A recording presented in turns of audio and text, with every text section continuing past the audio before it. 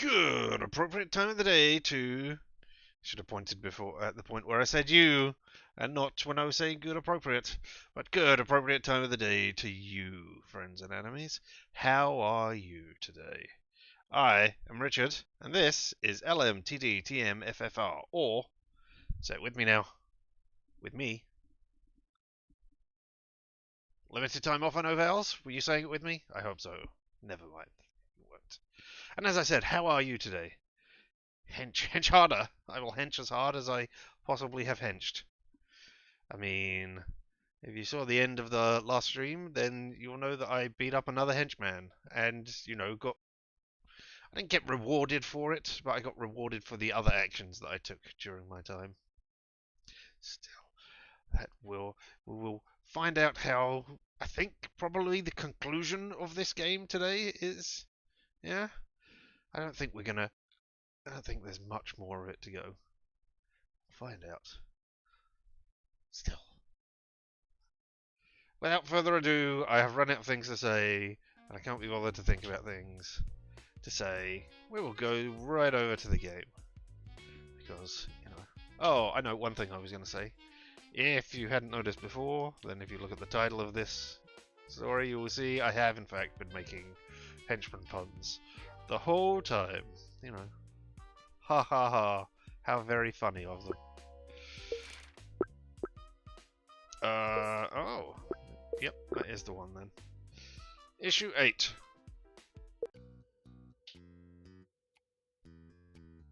Yes, we had just been fitted for our new uniform. No idea what it looks like, but there we are. Is Onatopp a henchwoman? I guess she is. I mean, she is certainly the main person in GoldenEye. The main person going on. Hench person? Whatever. I was just picking names from the James Bond universe because I think they are probably the most widely known henchmen. Maybe that's not true anymore, but they certainly were when I was growing up. I adjust the sleeves of my new uniform as I make my way down the hall. It fit perfectly when I tried it on last night, but this morning I noticed the forearms are a little heavier than usual. Oh no, are you being weighed down by the consequences of your actions? I hope that's not it. Extra protection, probably. No surprise that Scorpion can score me the good stuff. Add that to the list of perks, I guess. Makes it harder to complain about how early this meeting is. That's how you know she's a real supervillain. Only someone truly twisted would schedule a big meeting right at the start of the workday. What a monster! Yes, there are many monsters in the real world. Well, I mean, we definitely don't frown on people being awake at stupid hours to play games or watch other people play games. You should go to sleep and have a good time if that's what you need to do. Ah! Nope, it just went back. I guess my mouse must be... The mouse wheel must be acting up. I'll have to look at that. Anyway, yet, despite the early hour, I find the door to our office guarded by a small contingent of henchmen. After a moment of confusion, I realize they're all squad supervisors, including Dave. Squad supervisor Dave. See him bristle at my approach, but don't let it faze me. I have no reason to worry about his opinion anymore, no matter how many passive-aggressive reports he writes. Oh no, a middle management all being fired. What a disaster that would be. Not only did I kick his ass and get away with it, I had to actually apologize for it. I admit, I relish how much that must have stung. If you have business with Madam Scorpion, you'll have to wait. Lord Bedlam has a meeting scheduled with her. Oh no. Double checks a thing. Yeah, it's there. I know he does. I'm in the meeting, so stand aside. Ooh, throwing your weight around now, are you, Stan? You're in the meeting. How's that? That can't be right. I was willing to apologize, but I'm still your supervisor. You can't just make things up like that. See if you can play it on your Mac. Yes, I don't know. You don't have to believe me. We can always go ask Madame Scorpion herself. I'm sure she'd understand the delay if you just told her you were my supervisor. I mean, this is very much a visual novel in it, and apparently there are dating options, which is something I didn't really realise when I bought this. So, you know, we've avoided them all so far in this playthrough, through judiciously trying to be the best henchman we can be. You know, if that's your sort of thing, then yeah, it might be fun. If not, then meh. You can't. I think it's on sale at the moment as well because it's part of the Story Fest or whatever Steam are doing. I know it's certainly in a bundle with My Raptor Boyfriend, which I believe this developer also put out. Which is, unsurprisingly, about a raptor who is your boyfriend. Or it's about you who has a raptor boyfriend. Which, you know, might be fun. It is, and it's got a Mac version. That's even better then, isn't it? Yay! Let him through. Yes, we have defeated Dave, our supervisor. This is the best news ever. At Dave's request, the crowd of supervisors parts, granting me a path to the door. I can't help but throw in a little swagger, shooting one last smug look at Dave over my shoulder as I stride past him. Man, I can't believe I got to pull a stand aside. This rules. Appreciate it, buddy. Don't worry, I'll be sure to put in a good word for you. Which will have the same effect as all those good words that you put in for me, I expect there. Dave, don't worry about it. As the door opens, take a deep breath, stand up straight, once feeling no hint of nerves as I step inside. You know, how quickly will those nerves come back? I enter to find Lord Bedlam gesturing wildly at the map on Scorpion's wall, so engrossed that he doesn't notice my presence until the door closes behind me. Ah, number 065.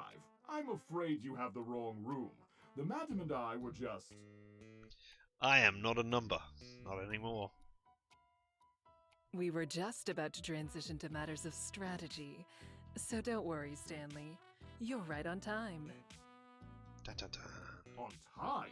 So he is... I'm sorry, I think you invited the wrong henchman. Number 065 here is... I'm not the sort who adds the wrong person to a meeting or accidentally hits reply all on an email.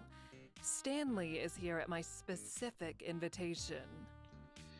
Why do I get the feeling that Lord Bedlam is the kind of person who hits reply all on an email? You see, he's to be the new Henchman liaison for your organization. Therefore, he will be responsible for all Henchman contractors during this little incursion, and for the foreseeable future afterwards. Oh no, more responsibility. No, I thought I was just going to get paid more. I keep thinking this will twist into Stanley Parable. Somehow I don't think it will. I mean, maybe that's where he ends up. Maybe he does end up sitting in a cubicle, pressing the button when other people tell him to press the button.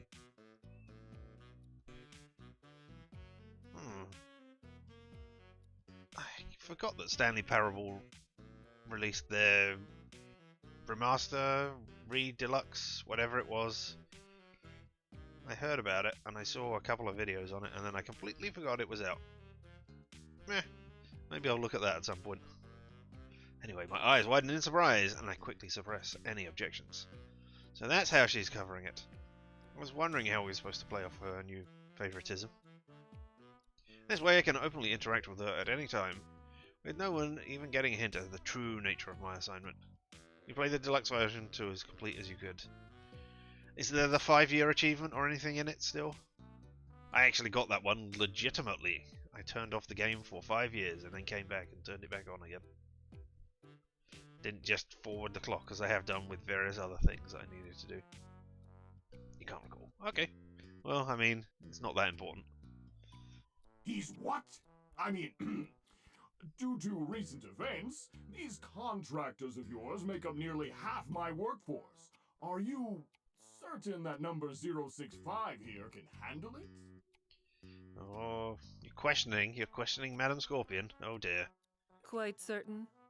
I've handpicked him for the job, as is my right. It says so right in our contract. You did read the contract, didn't you, Lord Bedlam?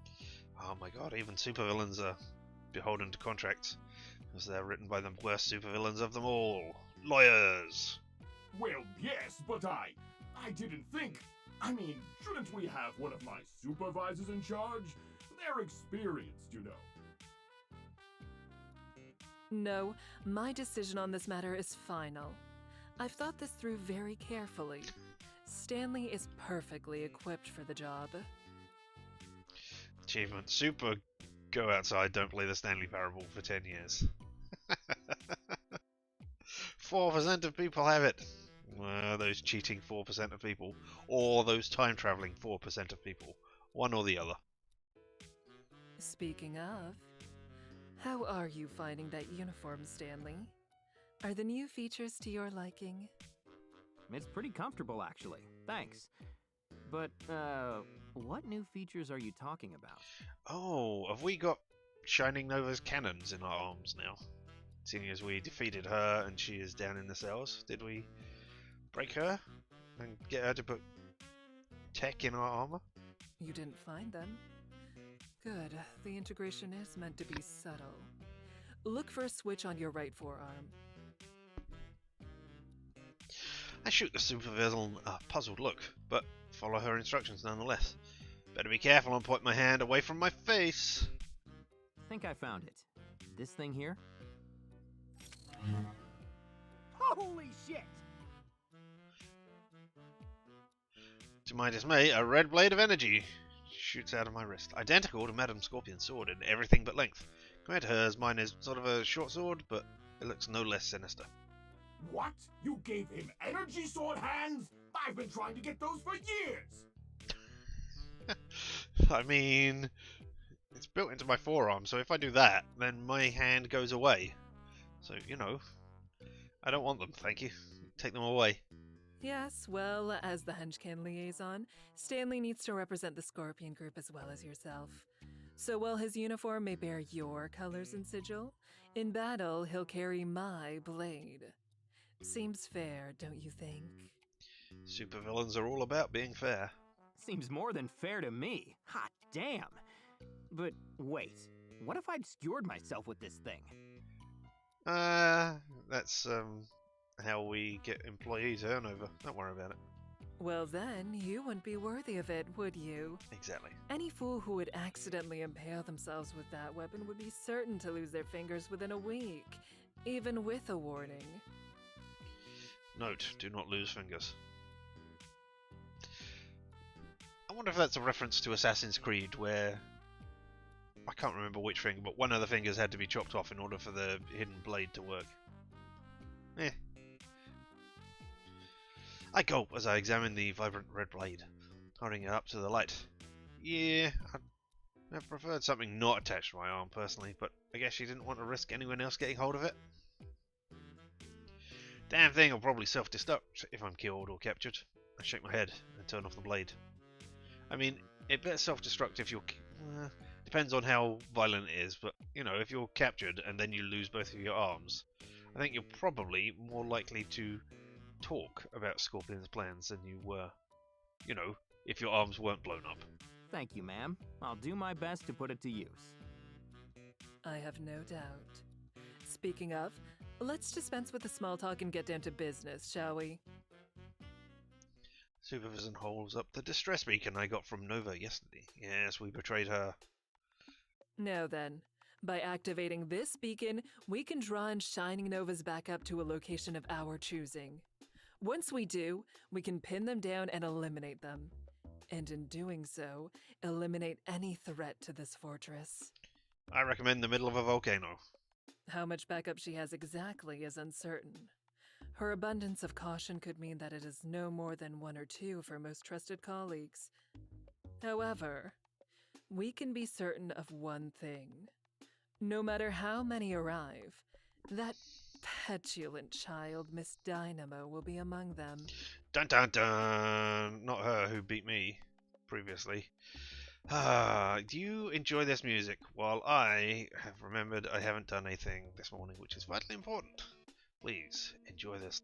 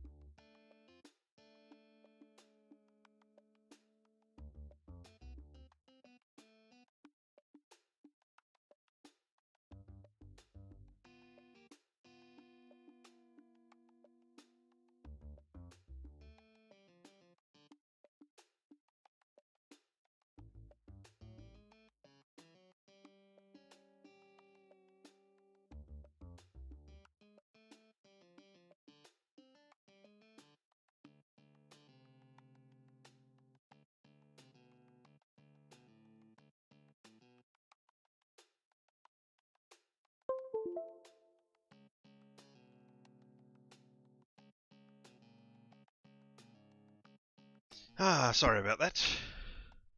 Chances are I will also have to go away again during this because apparently I received a message while this was going on, and apparently I'm going to get another package delivered this morning. So, it's all go here on today. I mean, it's good that it's being delivered in the morning and not like I'll have to be waiting for it until the afternoon, but I'm in the middle of my stream, damn it. Oh well, Miss Dynamo will be among them, will she?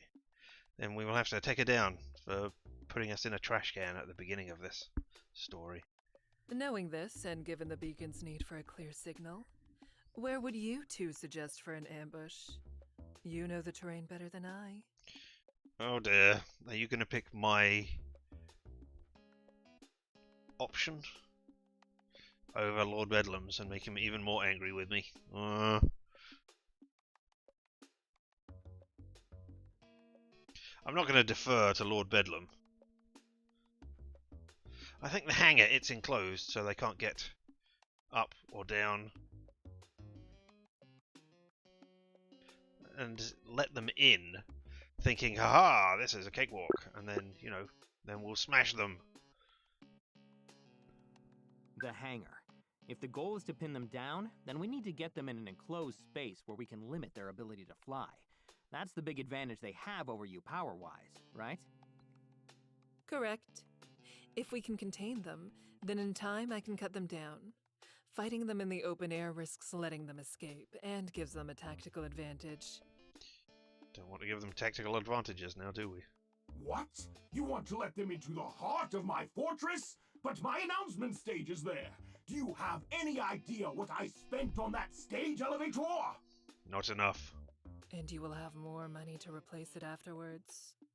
I don't see the issue. With respect, madam, that is because it isn't your lair. It is mine, Lord Bedlam's. We should be meeting our enemy outdoors, away from my precious property. I apologize, madam. You know I have been more than accommodating, but I feel strongly on this matter. It is my lair, and as your partner, I must be heard. I won't be muscled out like I would never want you to be were you in my position. You understand? No, I'd never be in your position, says Madam Scorpion. You do understand, yes? Oh, of course I don't understand. You are a weak Lord Bedlam, while I am a mighty Madam Scorpion, or whatever. Glance between the supervillains and scooch back just a hair, safely out of the collateral damage danger zone. Lord Bedlam is really pushing his luck. Yes, I understand you. I understand you quite well. But I will grant your request anyway, as a token of good faith. After all, you are correct. We are partners, are we not? No. Why, yes, of course. We most certainly are. Now then, perhaps we should move on to the logistics of deployment. First, of course, we'll need a squad to manage the refreshments. Half-time oranges. From there, the meeting really takes a turn from the boring, diving into the weeds of what squad will go where, the chain of command, all that crap. I don't feel I have much to add, but Scorpion continues to answer my opinion. She continues to ask my opinion, though she probably answers my opinion as well and gives it to me. It's not something I'm used to around here, and clearly Lord Bedlam isn't used to it either. Yet if he has any more complaints about my involvement, he keeps them to himself. I do notice that he's only referring to me by my henchman ID number. He did forget my name earlier, but I do wonder. Well, I think that just about wraps everything up. I'll go confer with my supervisors to get everything ready for the afternoon. Oh, and I'll ask our chef about those pigs in a blanket. Yum yum. That truly won't be necessary. Yeah, I guess you don't want to have like heavy foods like that, or difficult foods like that at halftime of a superhero fight. You do truly want just oranges and stuff, something to get you refreshed and ready to go again without putting heavy weight on your stomach. But I insist. Oh, and I'll have my cell, so do call if anything requires my attention. You, will call, yes? For the 1000th time, yes. I will call you if I require you. Oh Good, dear. good. Nodding to himself, Lord Bedlam heads to the door. As he leaves, Scorpion holds up a hand in my direction, so I don't move to follow. Even after the door closes, we can hear Lord Bedlam bellowing and blustering to the squad supervisors. Only when that has faded does Madam Scorpion lower her hand. So, Henchman liaison, huh? Pretty clever. All of this is making sense now. You send him on an operation that depletes his manpower, replace his losses with contractors from your app, and put your inside man in charge. Hostile takeover in less than a week. You're ruthless. Why, thank you. I'm flattered. But I may need to be more hostile than that. He's tugging a bit too hard on his leash for my liking. That's why I relented on the location of the battlefield, to give him more rope, as it were. Whether he hangs himself with it or not. Well, we'll see, won't we? I've added a few security measures to the supercomputer just in case. Oh dear.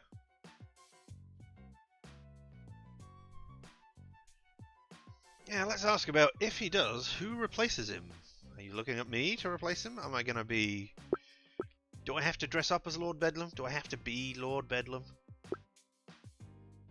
And if he does, who would replace him?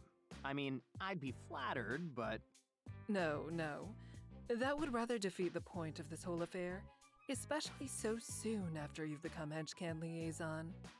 Whoever runs this little outfit must remain a step removed from myself. The goal is to control it while maintaining the appearance of autonomy. I mean, I guess I could recommend Dave. He would be very, very easy to control if you rewrote the rules. He would do exactly what you say. Honestly, his exact replacement is immaterial if it comes to that, so long as I have you as my asset. Oh. So don't you concern yourself with that blustering buffoon, Stanley. You just focus on your new duties. I expect you to be the picturesque representation of what Henchman is capable of. I mean, we're capable of dying in the field when I slice my own hands off my wrists. But, I'll try not to do that. Well, I can't say I've been called picturesque before, but I'll do my best. See that you do. Now then, we'd better move along. You have some new subordinates to see to, and I have a few final arrangements to make. We'll spring the trap at 2 p.m. sharp. Have the contractors assembled at the main gate an hour before then. Sure thing. I'll get on it. Supervillain nods and turns back to her desk, expecting me to go. And I comply, heading out the door with confident strides that feel like they belong to someone else entirely. This really is the beginning of a new chapter for me. I can feel it. No, it's the beginning of a new issue, not a chapter. Assuming, of course, I can make it through the day without getting pulverized.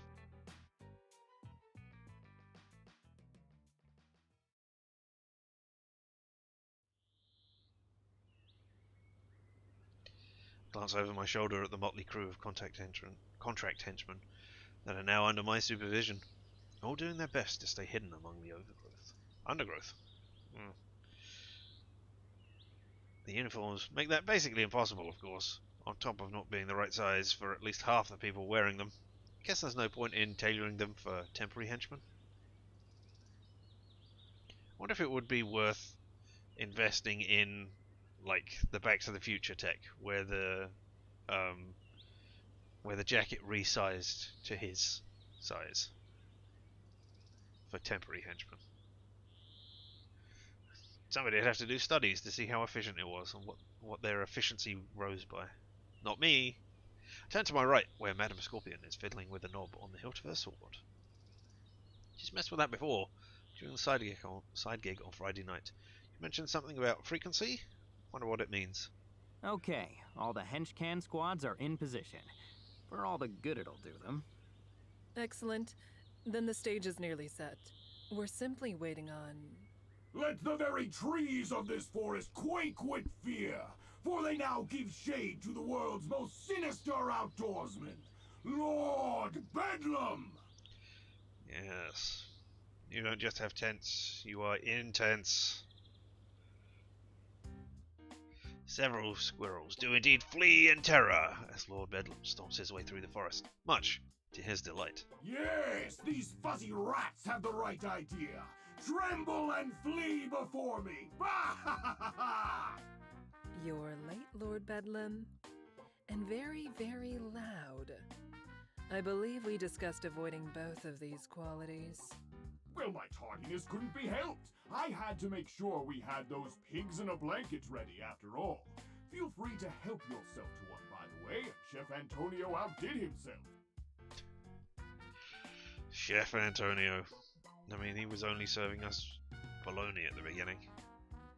I'm surprised he knows how to make pigs in a blanket, not just slop. Anyway, I look over my shoulder to find not one, but 4 henchmen carrying trays piled with aforementioned hors d'oeuvres. I didn't think I'd actually do it. I wonder if Madame Scorpion would judge me if I had one. Please tell me you at least brought your henchmen as well. Why, yes, of course. Da Vinci, are all our squads accounted for? Yes, sir, Lord Bedlam. Every squad has been given a mandatory pep talk and is in position. Ah, good old Da Vinci. Splendid! Now then, I'd better go, inspect our formations. Can't be too careful about those formations, you know. Come along now, Declan. Right away, sir! Bye, Declan. Dave, of course, glares in my direction before turning to follow his villainous master. Well, there's something smug about it this time. What are they up to? I turn towards Madame Scorpion, but she's already holding up a hand in my direction.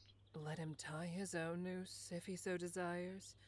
There are plenty of trees for him to swing from. Just focus on the task at hand. I think he's gonna betray you. And make sure that all our contractors have their phones on, would you? Are you gonna project energy through their phones? Oh no, because you're technopaths, so maybe you need their phones on to communicate with them effectively. I don't know.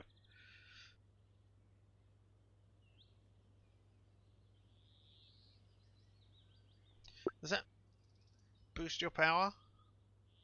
Or coordination? Or let me deal with it. Does that boost your power? I don't know. Does that boost your power or something? Not exactly. It's not a matter of adding more processing power to the equation. More like smoothing out the lines of communication, so to speak. So it is coordination. So what? You use them as hotspots to help your connection to the network or something? Like you're mooching off of someone's Wi-Fi? Not quite. But that's probably as close as you're going to get by guessing. It's more about the flow of data. All you need to know is that the more phones with Henchman installed there are around me, the more information I can safely process. Let's leave it at that. I nod and furrow my brow. Safely? I suppose there's probably some strain in dumping a whole bunch of data into your brain constantly. Hadn't given it much thought until now. I mean, if I could somehow cancel all of the phones all at once, then maybe I could take out Madam Scorpion? I don't know. Just get those phones on and keep them that way. I'll handle the rest. Disciplinary action for not having your phone on during work time and not keeping it charged. Well, there's a turnaround for the books. I shrug. We'll follow the supervillain's order nonetheless. As word travels through the battalion of henchmen, I see a few take out their phones, though plenty already had them on. With that taken care of, Madam Scorpion pulls Shining Nova's distress beacon out of her pocket. Well then, let's cross the Rubicon, shall we? Onwards. And with that, Madam Scorpion literally casts the beacon out into the clearing before us, where it pulses with a faint red glow.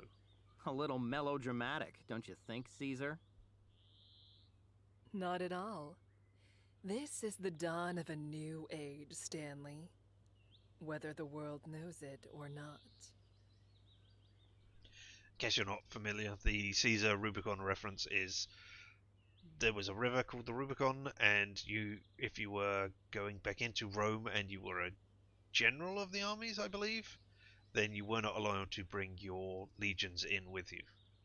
If you did that, then it was assumed that you were going to be attacking the city and trying to take over.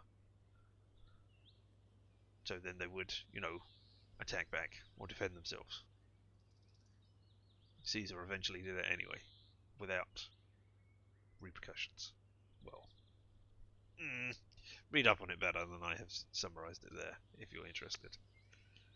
Maybe she's right, but for now, the new age seems an awful lot like the last one. Minutes passed, and the only action the forest sees is the occasional cough and uniform adjustment. Where the hell is this backup? Did Nova give us a dud? For that matter, where did Lord Bedlam go? Damn it! I don't like this. Hey, boss, when should we... I frantically look around for Madam Scorpion. I don't even find a hint of black or red anywhere. Ah, crap! Have I just been played? Just as I make the realization, something careens down from the clouds at breakneck speed, sending branches, leaves, and henchmen alike flying on impact. I gulp and turn in the direction of the commotion, despite the fact that I'm crossing my fingers as hard as I possibly can. It's exactly who I feared it would be. You lilac losers didn't seriously think you were hiding in here, did you? That's almost sad. But not quite as sad as you idiots thinking that beacon you activated was the real deal. I bet you actually thought I was gonna walk in here blind, didn't you? Too bad for you. My friend's a lot smarter than that. No! How dare she see through our very easily see-through ploy? Of course, even if you have her fake beacon, that still means the real Shining Nova is somewhere around here. So that being the case, I'm gonna grab one of these trees and start playing home run derby with you assholes until one of you tells me where Shining Nova is. And I ain't gonna regret a second of it. Dun, dun, dun. Oh, you'll know regret before the end. Despair, too. I promise you that. In a flash of red, Madam Scorpion shoots towards the surprised superhero. A path marked by a hail of charred leaves and branches. She cleaves her way through the undergrowth. Caught flat-footed, Miss Dynamo barely manages to turn just in time to catch a horizontal swing across her abdomen. It doesn't break skin, or even the fabric of her uniform, but it does push her back. Damn it! Rather than trying to stop her momentum, Dynamo just alters her trajectory, flying upwards towards the treetops. Scorpion pursues without hesitation, bounding first to a tree trunk, and then the branches above. What? Hey! You used me as bait? Yeah, well, what did you expect? Again? If it's any consolation, it was my sincerest hope that this brute would land on someone else. How's your face for a landing spot then? Miss Dynamo's counterpunch leaves the tree Madam Scorpion was perched on in splinters, but the supervillain herself has already gracefully leaped to another one. Are you threatening to hit me?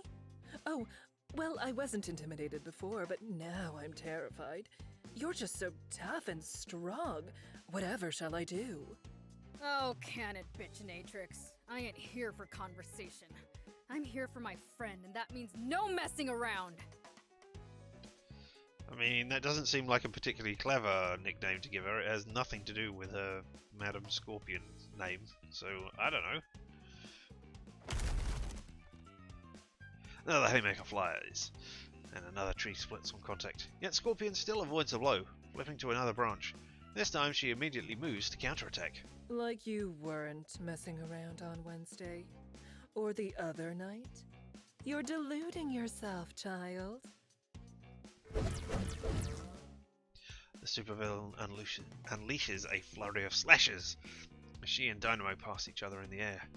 While the caped hero manages to avoid a few of them, just as many find their mark, sending her off course. Within a moment, though, she's adjusted and is back on the offensive. Don't be so cocky. I let you get away last night. I have nothing to hold me back now.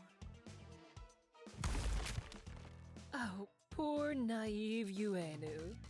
It's far too late for that. But if it makes you feel better, by all means, let it all out. Oh no, I mean, we probably know your secret identity now, Miss Dynamo. I can't imagine there are many Uenus who are, you know, your size and build.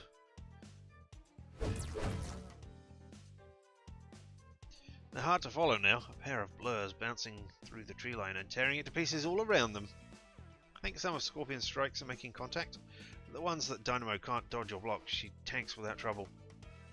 Sure, they can push her around, but it seems like the sword can't actually cut her. You think that's gonna rattle me? That you know my name? Don't be stupid.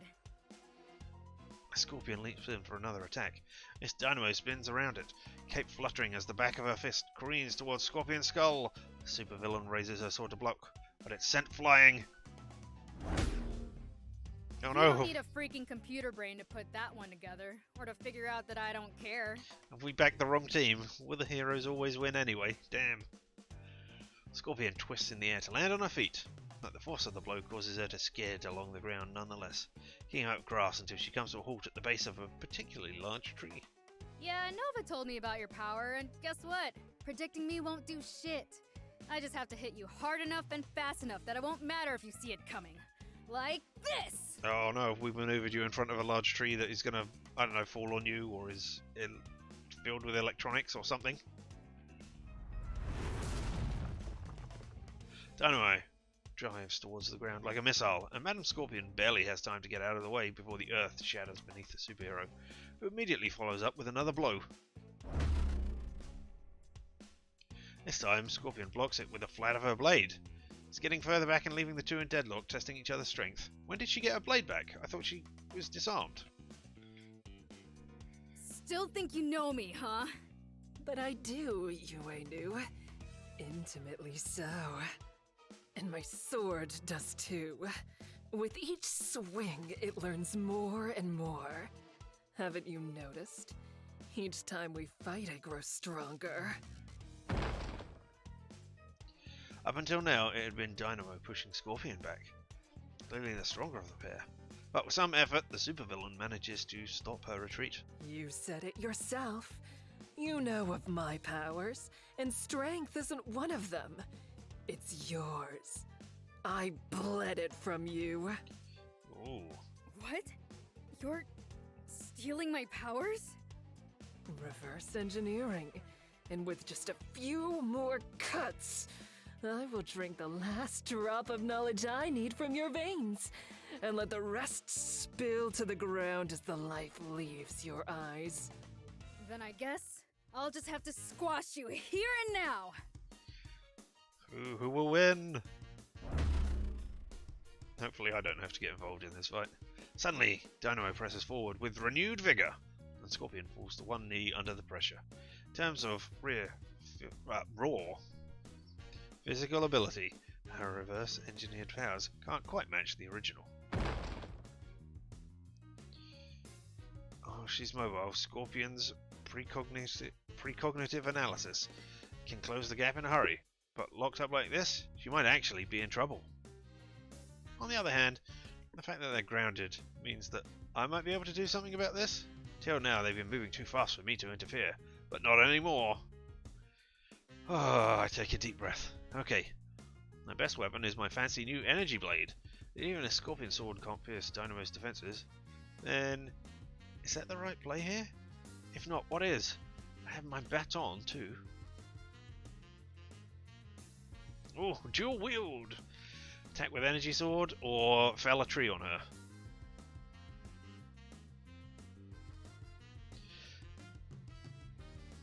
I'm a villain. I mean, I am. So I was going to say, so I don't care about the environment, but you know, I probably do care about the environment as well. But I think felling a tree on her might be the way to go, so that you know she is distracted and I am not in direct harm. So we're going to drop a tree on this Dynamo and see what happens. No, a direct attack won't work, no matter how many weapons I use. Even if she can't avoid me, I'll never be able to hit her hard enough to do anything. Need to get creative. I cut that tree at the right angle. Not at a right angle, at the wrong angle. With some trepidation, I activate my uniform's energy blade and run towards a nearby tree. Positioning myself between it and the dueling superwomen, I wind up and take a swing. Hot damn! That went clean through. Now all that's left to do is to get out of the way. Give it a little guiding shove, and with a cherry on top. Timber! Always wanted to do that. What the hell? Oh look, yes, it's that tree stump that we've always been looking at. As the tree falls, Dynamo breaks the deadlock to turn her attention upwards, and Madam Scorpion takes the opportunity to step out of harm's way. Miss Dynamo doesn't bother, instead she decides to simply catch the tree where it falls, with one freaking hand. Uh-oh. Nice try, Sunshine, but you're gonna have to do better than that. Au contraire. Now you're wide open. Yes, now I can stab you in the back so that you die horribly and then drop the tree on top of me. Haha! You fell for my perfect trap. Before Dynamo can rid herself of the tree, Scorpion rushes forward and unleashes a lightning-fast combination of cuts and slashes, all of which land flush. The tree falls to the ground in pieces, but the superhero skids backwards. She still doesn't have an open wound, but how much longer can she last? Apparently that's no longer something she's willing to risk. Ugh, damn it! I don't have time for this! Next time, no amount of lackeys or stolen powers will be able to save you. Remember that. Oh no, we didn't beat her. Sensing a retreat, Madam Scorpion leaps towards Miss Dynamo, but too late. The supervillain's blade slices through nothing but empty air, and the superhero rockets upwards, taking to the skies. For a moment she just hovers up there before turning towards the mountains and racing towards it. At speed. Damn, she found the lair right away. That can't be good. And this is why we needed to confront her in an enclosed space. Yeah, I know. I suggested it. Nevertheless, that was cleverly done, Stanley. I appreciate the assistance. Anytime, ma'am. Was it true what you said, by the way, about copying her powers? Some of them. My sword has only finished analyzing the enhancements to her musculature so far. Enough to create a rough nanotech imitation, though it is admittedly a bootleg version. But the biggest prize is yet to come. Just a few more direct hits and I'll be able to crack it. Oh, the power of flight. Let out a low whistle and shake my head at the thought. She has to be talking about flight, right? There's a terrifying picture. A flying scorpion. Damn, a sword that analyzes things as it cuts them. Never imagined something like that could exist, but I guess I've seen crazier shit before. Probably. Well, you'll have plenty of time to marvel at my genius when this is over. For the moment, we have some catching up to do. Don't dawdle now. That's the only warning she gives before darting into the forest, leaving me and the other henchmen behind. What? Hey! You could at least... never mind.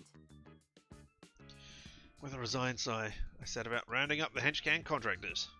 those two were still conscious anyway. Superpowered throwdown like that always has some collateral damage.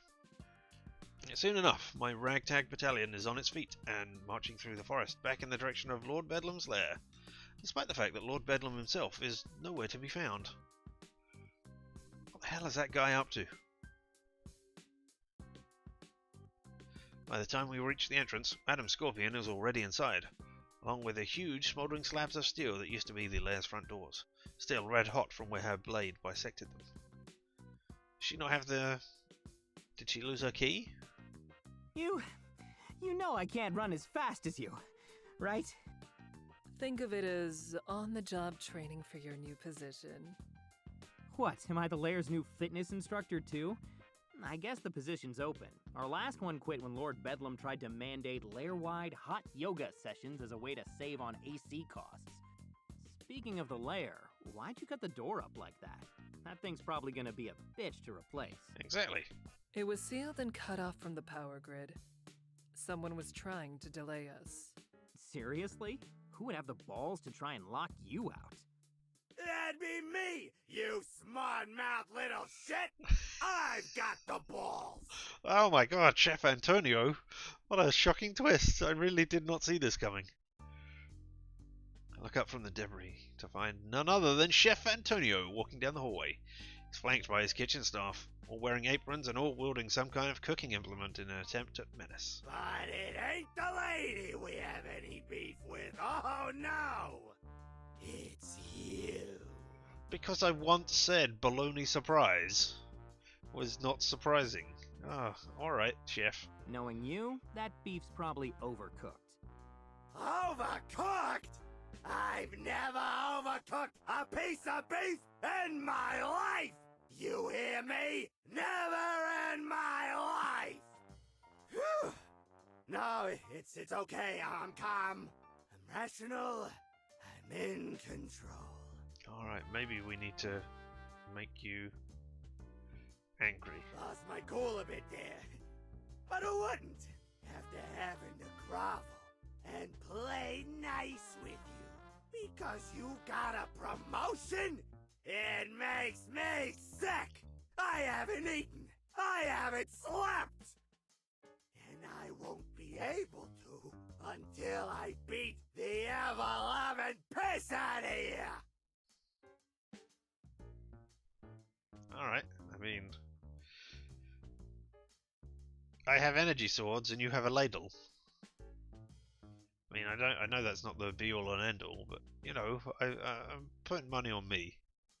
Gesture first to Antonio, then to the debris, then to Scorpion, opening and closing my mouth as I try to find the words to make sense of this. Alright, okay. I have just a handful of questions. Just a handful. So you want to meet me at the playground during recess and have this out? Okay, fine. You seem like a guy who couldn't get past high school, so I get it. But like, why now?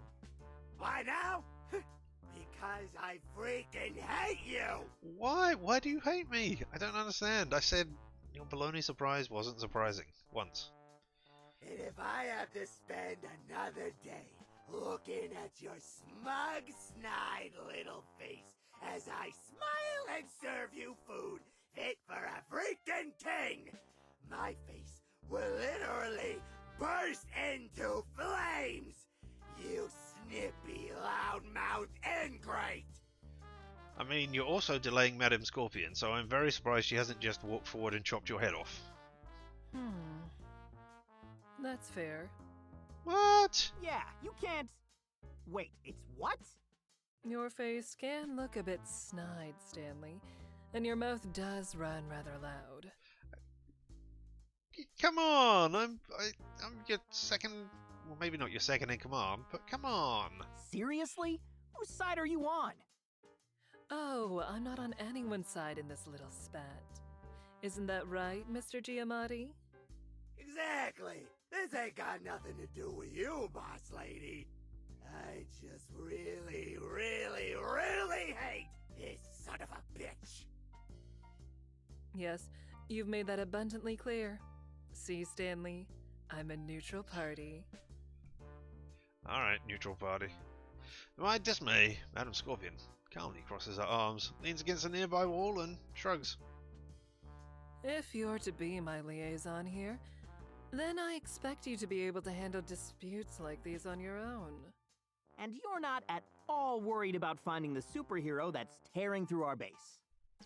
It's not our base. Well, I guess if they get the supercomputer, that's the only thing you really care about. She can wait.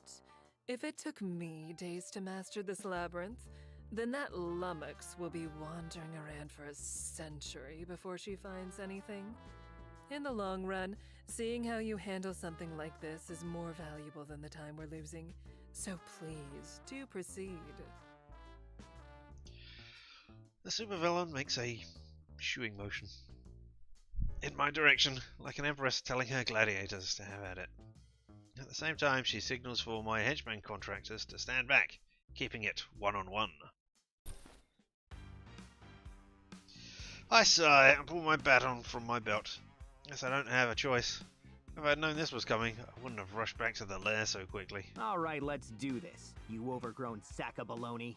Not baloney again. Oh, it's way too late for flattery, you son of a bitch! Practically frothing at the mouth, Chef Antonio charges forward, wobbling an unintelligible battle cry. I ready myself as the villainous chef lumbers forward, picking up steam like a truck that's lost its brakes. Only now do I realize how big the man is. A lot bigger than me, that's for sure. Some of that is definitely muscle. So there's a sure bet that he's stronger too. And he's heading right for me. Well, shit.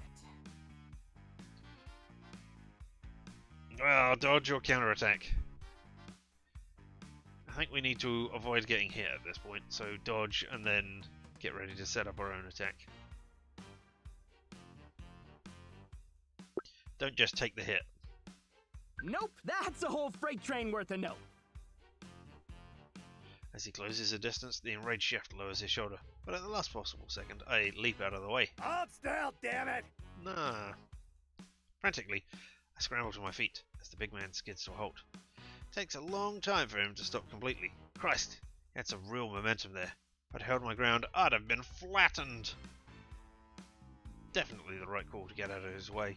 Just avoiding him is only delaying the inevitable. I need to find a way to take him down. I used to be a big deal, you know. The creme de la creme. King of the freaking castle. I didn't make you join this henchman society under Lord Bedlam. That was you. Then those good-for-nothing inspectors came along with their health code violations and risks to public health and safety. Well, you know what I have to say to that? No. Nuts to you? Baloney? Bullshit, that's what! Bullshit upon bullshit, a whole mountain of bullshit. But I knew the truth. They were bought and paid for. They had to be. It was those sniveling little weasels at Mama Mozzarella's. They put them up to it. Everybody's always out to get everybody else in a superhero world. And the funny thing, one of those health inspectors, he looked an awful lot like you. I bet your family ain't you. I bet you were in on it.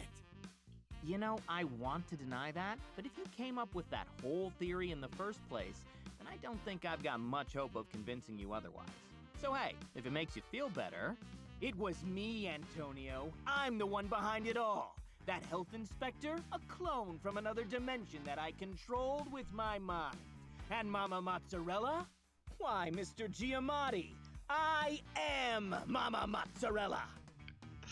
Oh, so many reveals. I knew it! I knew it was you this whole time! Well, at the very least, I can check convoluted identity reveal off the old bucket list before he reduces me into a chunky meat sauce. Man, what's wrong with me? I can't help but antagonize this guy.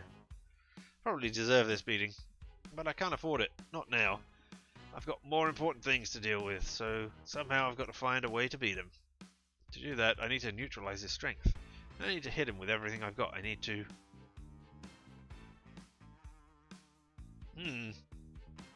Well, we tried locking people in a hold before, and we weren't very good at it. We hadn't learned it. To pummel him with strikes. He's to surprise him. I think we need to lock him. I mean, it's when he's got momentum, so I think we do need to lock him in a hold, but I don't know that that's going to work for us.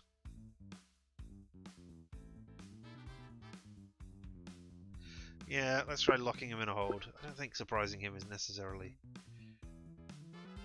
I mean, I want to antagonize him to the point where he does something really stupid, but I don't think we can antagonize him further than revealing that we are Mama Mozzarella. So, you know, with his size and strength advantage, some kind of submission hold would probably work better than a strike, right? I mean, I don't really know how many of those, but I can try. Come on, it's just MMA, or CQC. One of those three-letter fighting things. Can't be that hard. It could be OW.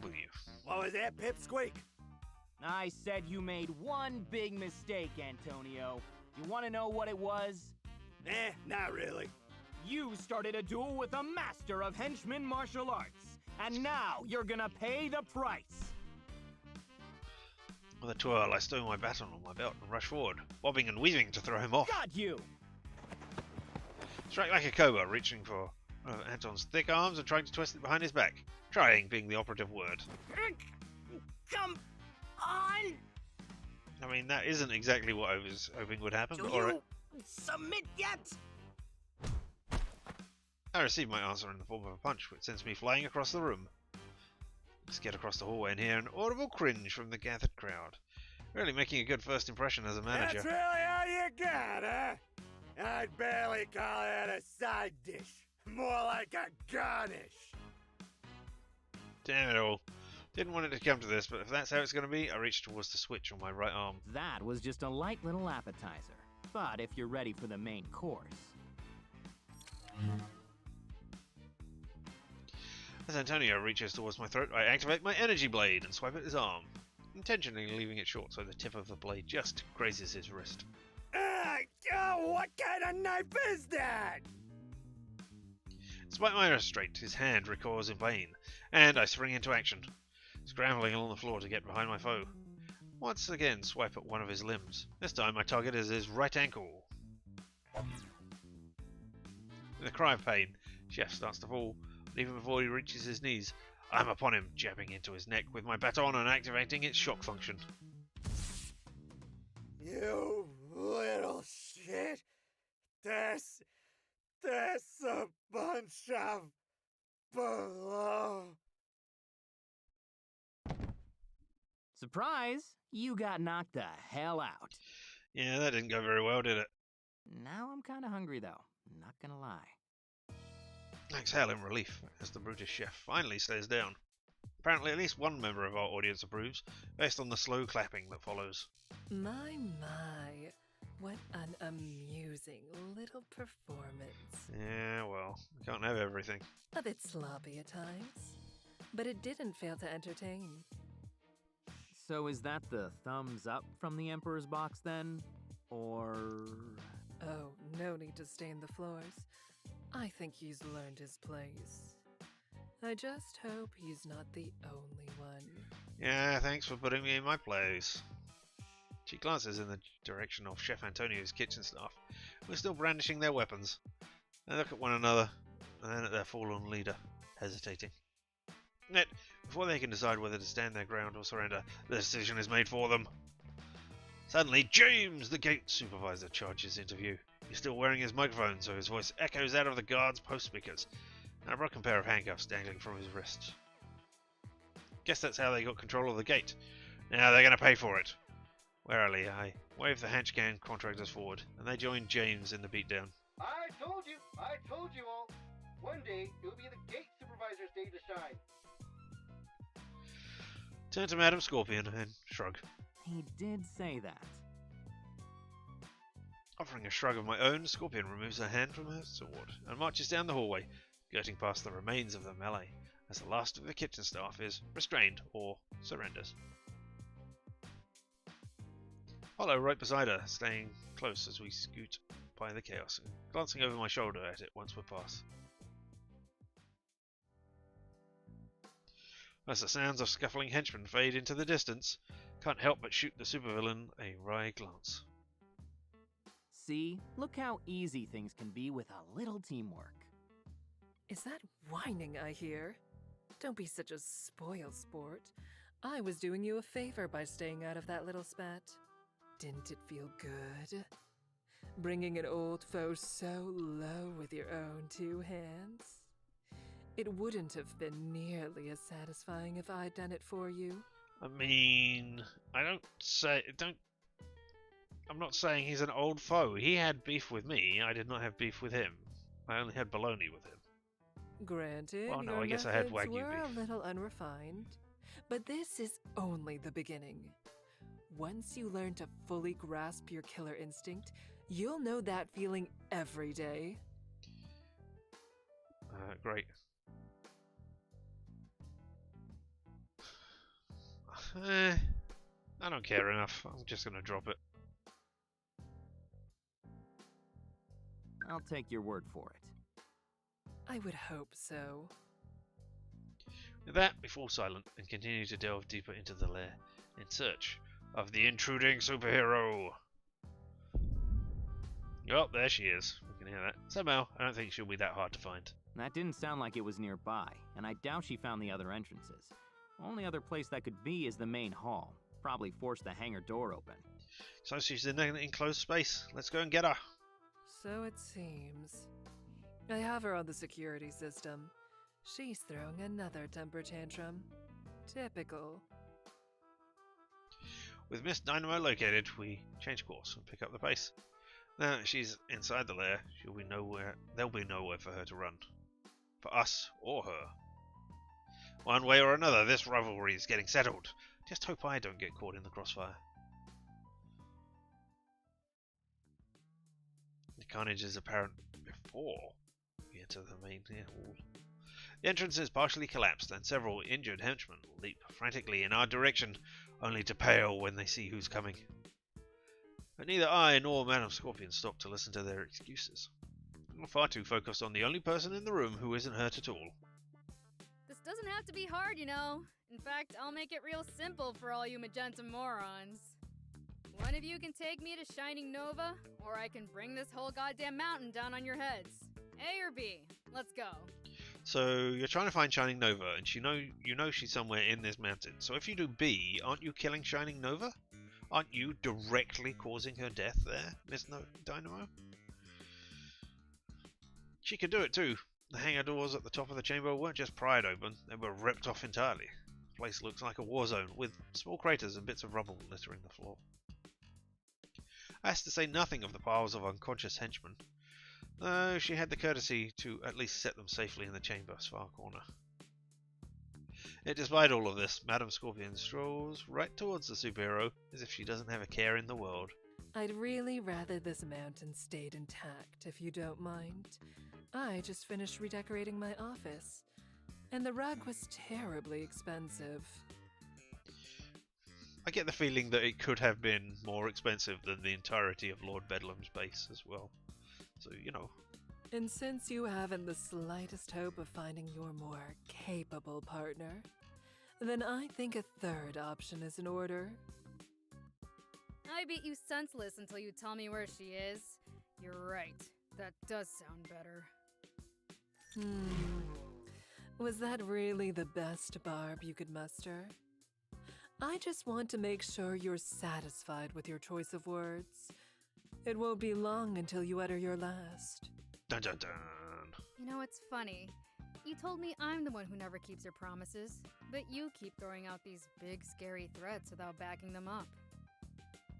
You haven't even scratched me with that glow stick, and I'm supposed to be shaking in my cape? Give me a break. You're nothing but a paper tiger who knows how to accessorize. And today I'm finally gonna rip you to shreds. Ooh, a paper tiger. That's not good. And so once again, the two combatants charge at one another, fists flying and swords slicing faster than I can keep track of. A punch collides with a flat of Madame Scorpion's blade so hard that the ground cracks beneath her, even as she pushes it aside and counters with a wide, sweeping cut. 8 more. Don't give her a countdown. Well, okay, I guess you're a supervillain in an over-the-top cheesy way, so yes, give her a countdown. The blow is strong enough to throw Dynamo back, but she quickly recovers, skidding to a halt before bursting forward once again. Counting down the seconds until I knock your teeth out. The cat's left until you die. You really have got some weird eyes going on there, Madam Scorpion. You don't look quite sane. I mean, I know that's something to say, but, you know, this particular pose makes you look really weird.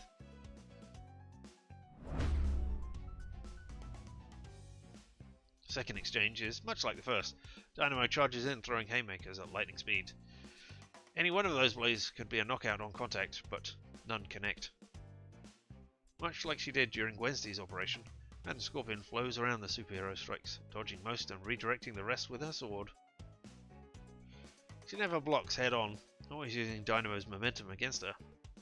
Even though she's technically in retreat, it seems effortless, even more so than before. It's as if it's getting easier for her. Two more slashes connect, still not breaking skin, and again Miss Dynamo is pushed back. This time she pauses before resuming the battle. Nostrils flared in frustration as she spits to the side. Just 6 left. Is it sinking in yet? I mean, does that mean that in 6 strikes she will have the power of flight? Or does that mean in 5 strikes she will have the power of flight, and then 1 will kill her? Let's find out. That you never shut up? Yeah, I figured that out a while ago. That it's over, and there's nothing you can do about it. Don't you see? I've already collected all the data I need on your movements. You can't so much as blink without me predicting it. Blink rapidly immediately. Oh, it is dawning on you, isn't it? Yes, there it is. That first glimmer of realization. You'll die. Shining Nova will remain my captive, and best of all, she'll finally realize what a miserable failure you are. Keep her name out of your goddamn mouth!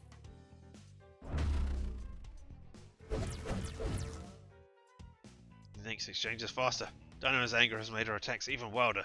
It's not long before Scorpion is able to deliver 3 quick, bludgeoning counter-strikes.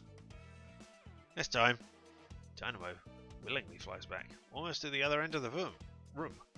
It's not just out of frustration. Is she finally starting to believe what Scorpion is saying? And now you're down to 3. Pick up stuff and start hurling it at Madam Scorpion. I mean, not that I'm not on Madam Scorpion's side here. Supervillain calmly adjusts one of the dials on the hilt of her sword, and the blade pulses in response.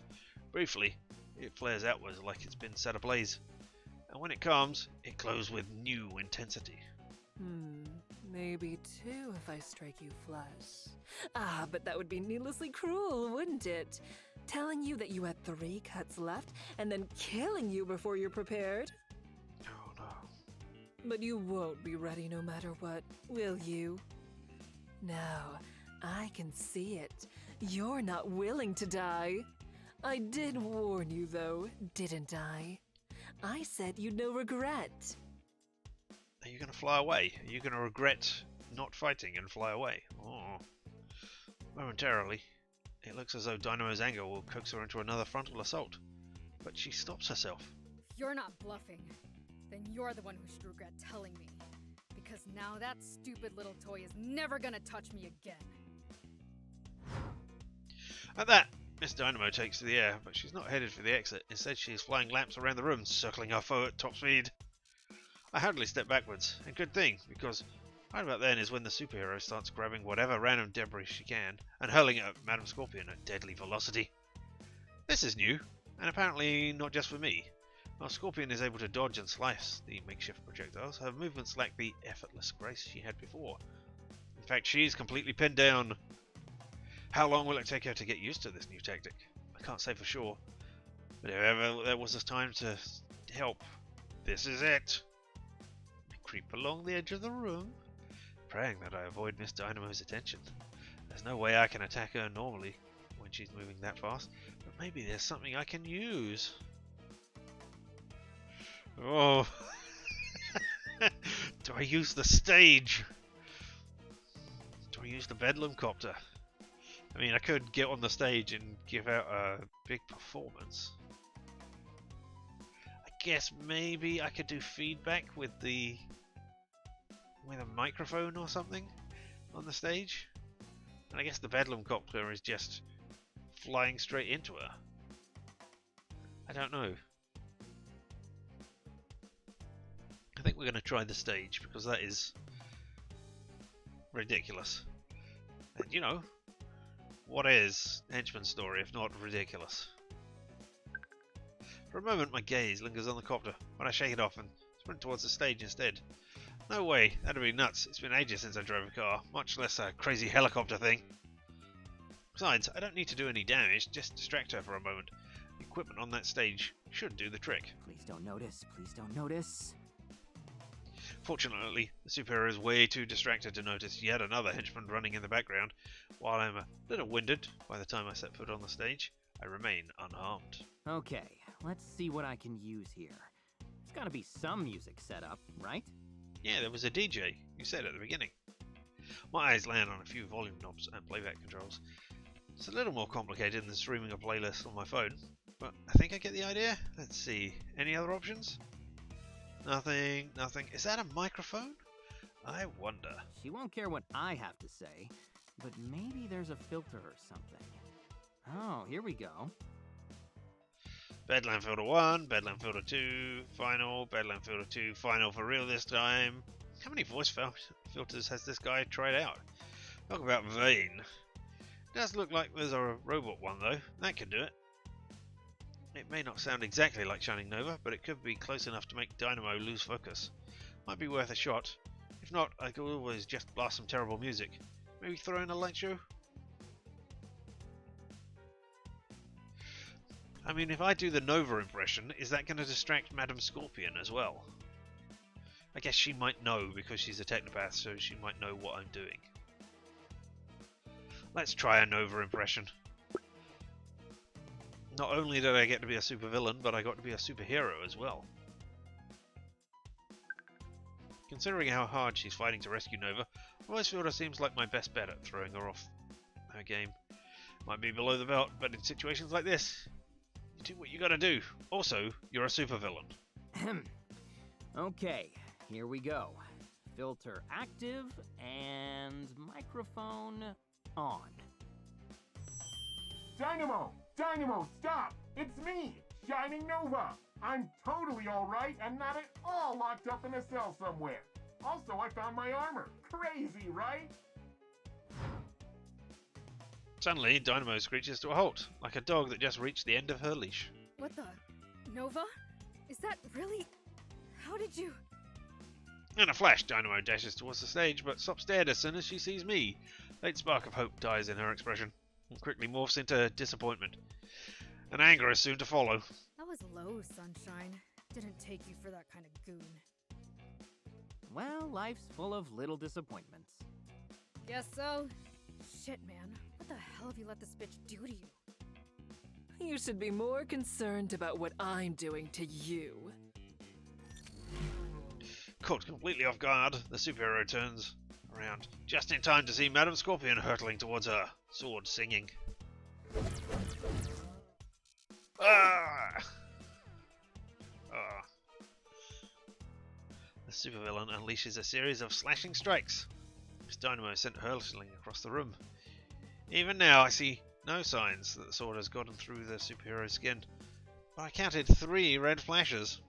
Excellent distraction, Stanley. But I'll take it from here.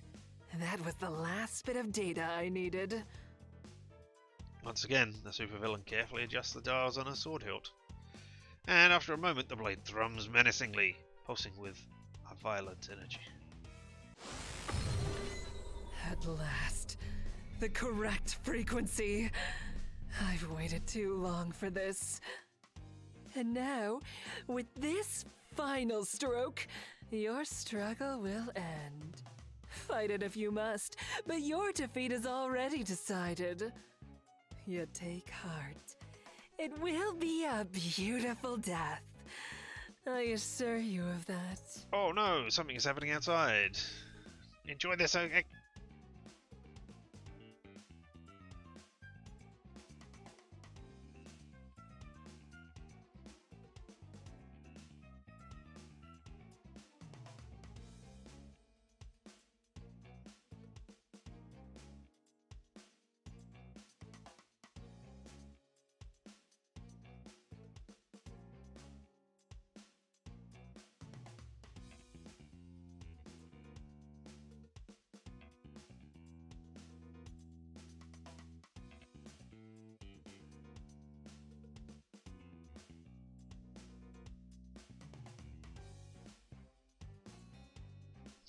Yay, and now no more interruptions.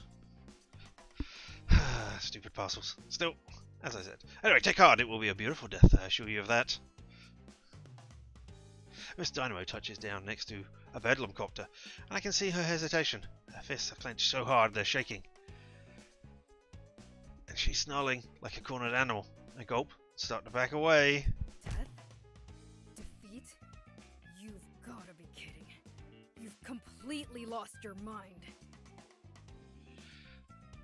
I mean, it is lost in all the data she's processing, so kind of. Uh-oh. Enraged, the superhero latches both arms onto the nose of the copter, the metal crunching as she tightens her grip. First I think she's about to rip a piece off of it, but then she lifts the entire thing! I won't lose.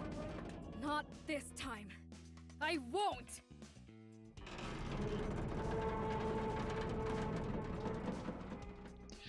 The scariest part isn't that she's suddenly raising a multi-ton vehicle over her head like a bench ball. It's that with all her anger and adrenaline, she's making it look easy. Frantically, I try to scramble for cover. I won't lose to you! Uh-oh. Now go splat, you damned insect! With a furious roar, she actually throws it. And now, an entire asteroid worth of steel is soaring straight for Madame Scorpion. I mean, asteroids can be any size. So even, like, a tiny coin could be an asteroid worth of steel. I mean, not that coins are made of steel, but, you know. Yes, that's it. Beautiful. Hold nothing back. And then, against all reason or instinct, Madame Scorpion leaps not away, but towards the helicopter, and cuts right through it. I mean, that would have been a dramatic reveal if we hadn't already seen her cutting right through it in that background there. It's not enough to shred the vehicle to bits, but it is enough for the supervillain to tear her way through, like a cutting laser boring its way through a sheet of metal.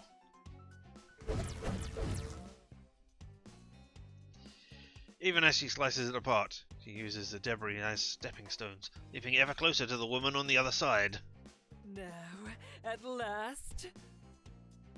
As Madame Scorpion bursts forth from the other side of the copter, Miss Dynamo raises her fist and flies forward to meet her, hero and villain colliding in one final clash.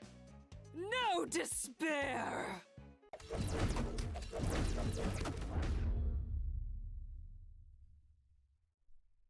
Who is the victor?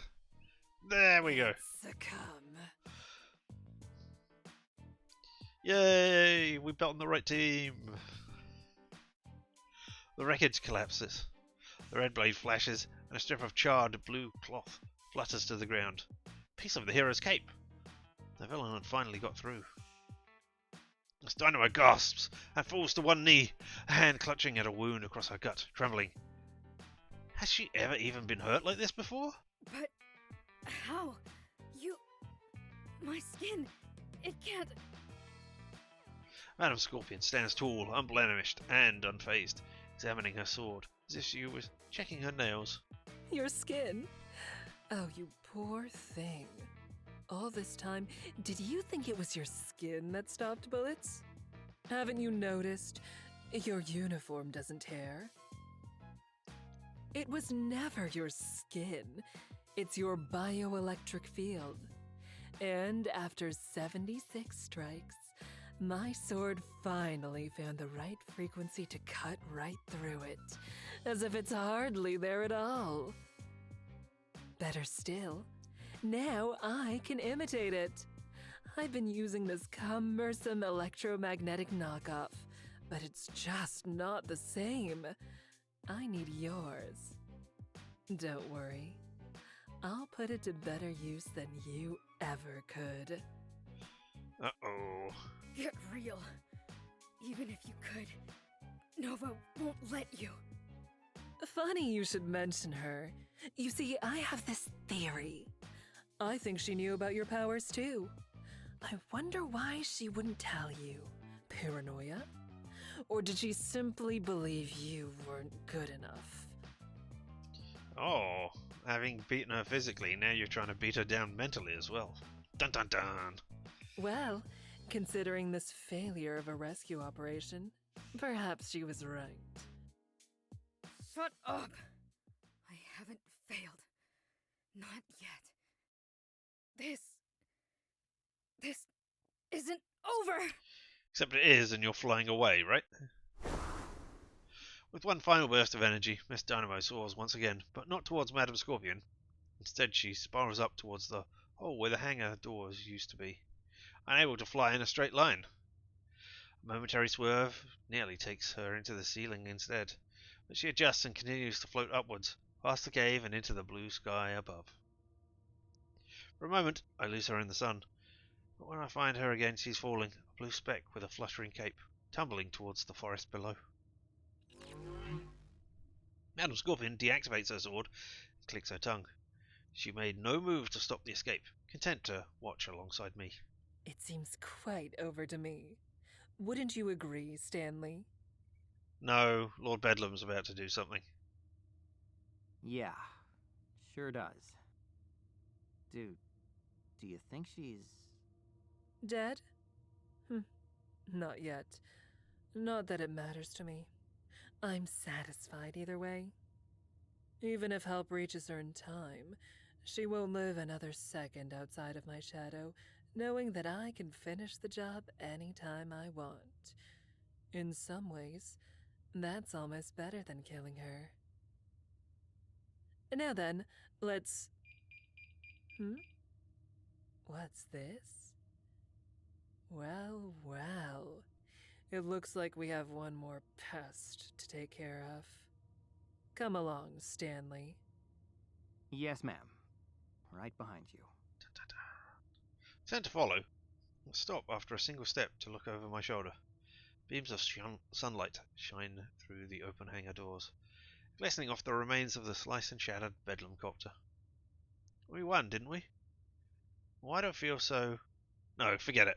I'm just too accustomed to losing these confrontations, that's all. Shake it off with an exhale, and then turn to follow Madame Scorpion as she returns to the depths of the lair, leaving the sunlight far behind.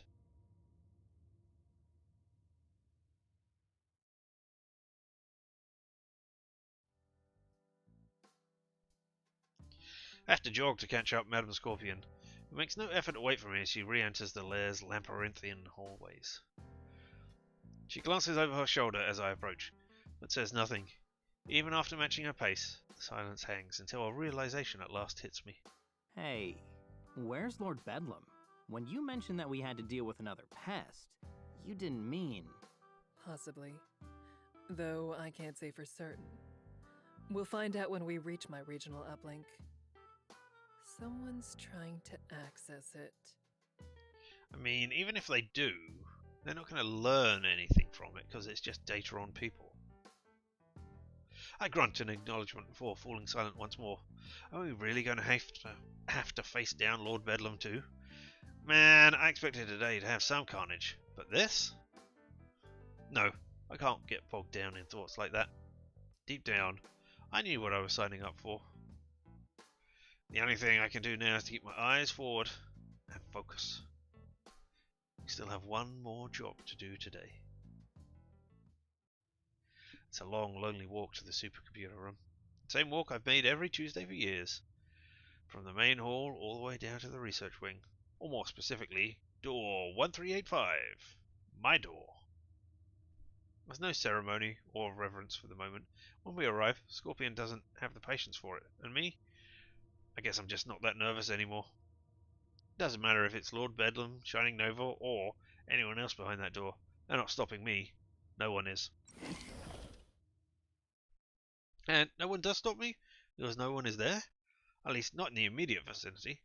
The only sign of movement comes from the foot of the supercomputer, where a lone henchman is scratching his head. Gosh darn it. I'm sorry, sir. I just don't know what we're trying to... Oh, sir, you may want to finish putting that on mighty quick. Yes, Dylan, I heard you the first 10 times. It's just a little tight.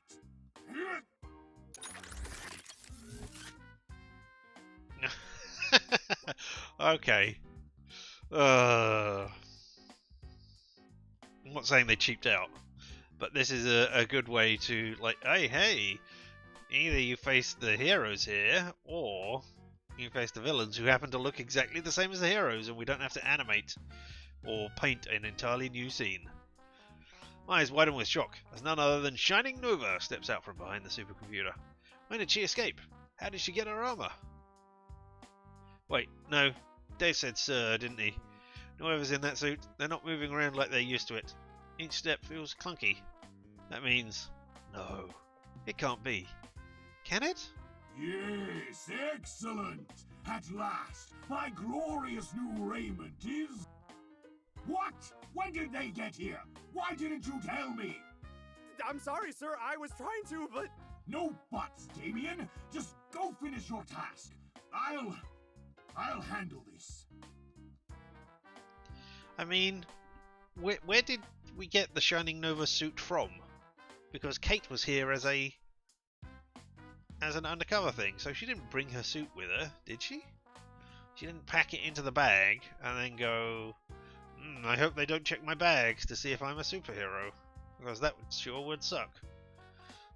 Yes, I'll handle this. I'll handle every ounce of this, just like a true hero. Lord Bedlam, please tell me that's not you in there. What on earth do you think you're doing? The villain in hero's clothing puffs out his armored chest and scrambles to strike an impressive pose. But all he manages to do is show how clunkily he moves in that armor. The only thing I can do, for you have left me no choice, you traitorous arachnid. You were scheming to replace me.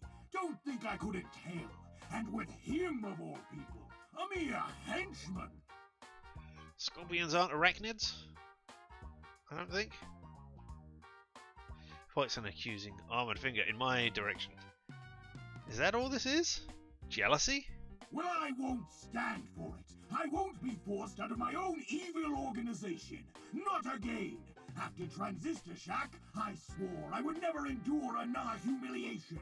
No, never again. Oh, Transistor Shack. I was the vice president of brand management, you know. I was supposed to be the president until those other treasonous VPs started scheming against me, just like you're doing now. But you're too late. You can't forsake me, for I have already forsaken you. No, more than that. I've forsaken everything. I can't even remember what your villainous monologue at the beginning said. I know you were against some sort of Illuminati, but it's just not that memorable, Lord Bedlam. Or your speeches aren't sticking in my mind, I should say. Because you, Lord Bedlam, are memorable, but not your speeches. My stylish purple uniform, my name, and even villainy itself. I've tossed it all in the dumpster of justice and been born anew. Now behold, a new hero for a new age, soon to be famed and respected the world over. So what do we think? Lord Nova or Shining Bedlam? He's got to go with Shining Bedlam, right? Behold, the one, the only, Shining Bedlam! I mean, that doesn't sound very heroic all the same, but hey. Dorian, your support, if you please. Woo! You're the greatest, Lord! Shining Bedlam! Yes, thank you, thank you. You're too kind. Madam Scorpion and I exchange a glance, both hoping that he's not serious, yet knowing he must be. Shining Bedlam? What the hell is he thinking? Guess that answers the question about whether he actually had a cause all this time. Nope. Not a single real goal or ideology behind anything he did. No wonder none of those speeches made sense. Let's go off. All this time, it was really about him, wasn't it? Every time I got my ass kicked in one of his inane, bungled heists, it was all for his vanity. It was never a real mission, never a real crusade. This stupid, selfish son of a bitch. On that, we agree. You handle the subordinate? No, not this time. He's beneath you. And more than that, he's mine. Dun dun dun dun! So he is. The stage is yours, Stanley. Put on a good show. No, I'm probably about to get my head punched in and you're going to have to step in to save me. Not a word of argument or hint of hesitation, a supervillain steps back and gestures for me to proceed. Offer a firm nod in return and start marching forward, each step filled with purpose. I think I'm going to beat the shit out of this guy.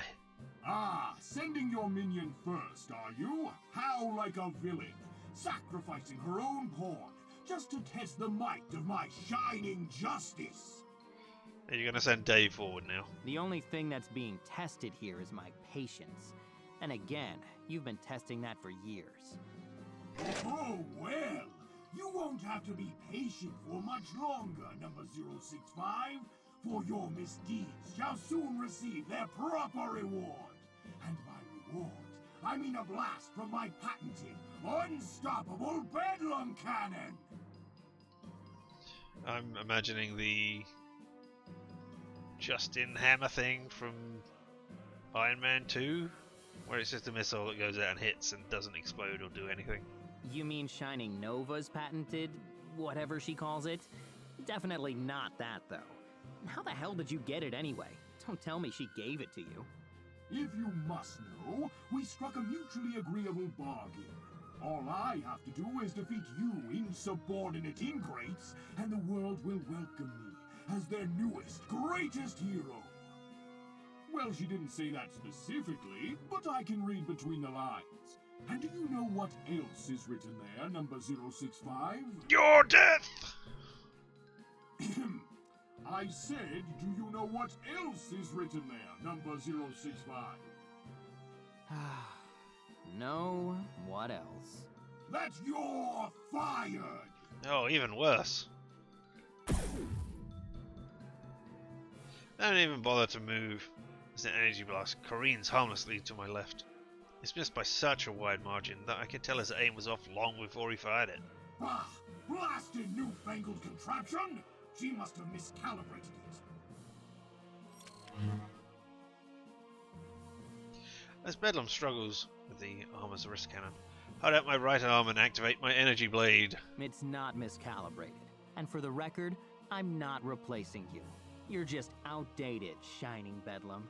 The world's moved past people like you, whether they're villains or heroes. Here, I'll show you. Dun, dun, dun, attack from the left, attack from the right. Feint left, but attack right. I mean, I have feinted left, but attacked right every time I possibly have. So maybe I should not feint left, but attack right this time. Maybe I should just attack from the left. Because they won't be expecting that. They'll be expecting me to feint. So yeah, let's attack from the left.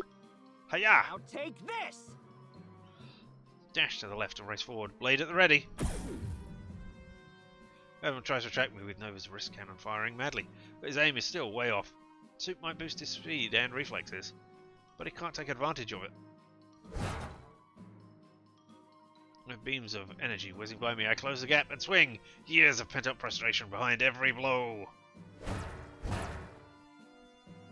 God! Stop it! Stop! No fair! I'm not used to the controls!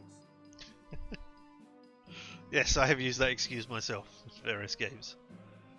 Bedlam stumbles backwards, clutching the suit's damaged shoulder, but nearly falling over in the process. Enough of this! You're not worthy of my glamorous, glimmering justice! If that mutinous witch is going to use her underling to fight her battles, then I'll use mine. Forget that damnable machine, Donald! Get over here! Your hero requires your assistance! But you said... I mean, right away, sir. I'm on it. Offered Dave a casual wave as he trots over to his master's side. Hey, Dave. Hey, Stan. You know, I don't like to think of myself as a violent person. Then don't. But this is still gonna feel pretty gosh darn good. I doubt that. I'm ready my energy blade, completely at ease. Time to finish this.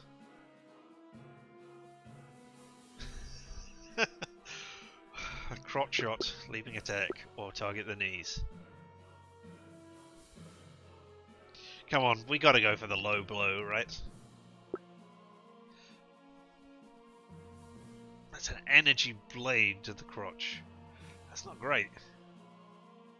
We're gonna do it. But why just end it? Let's sprinkle a little spice on this victory and make it a humiliation. Smirking at the thought, I rush forward and Dave runs to meet me, baton raised. It was until I cut it in two. Oh no.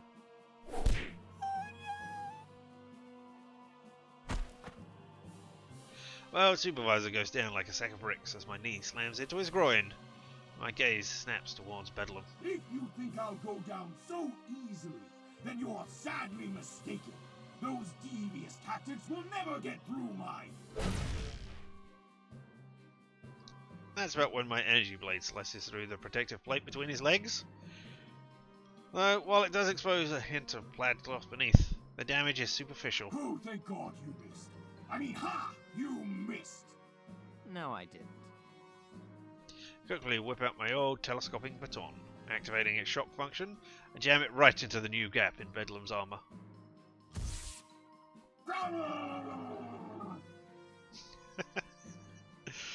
Yeah, so we're going to need you to go in this recording session today.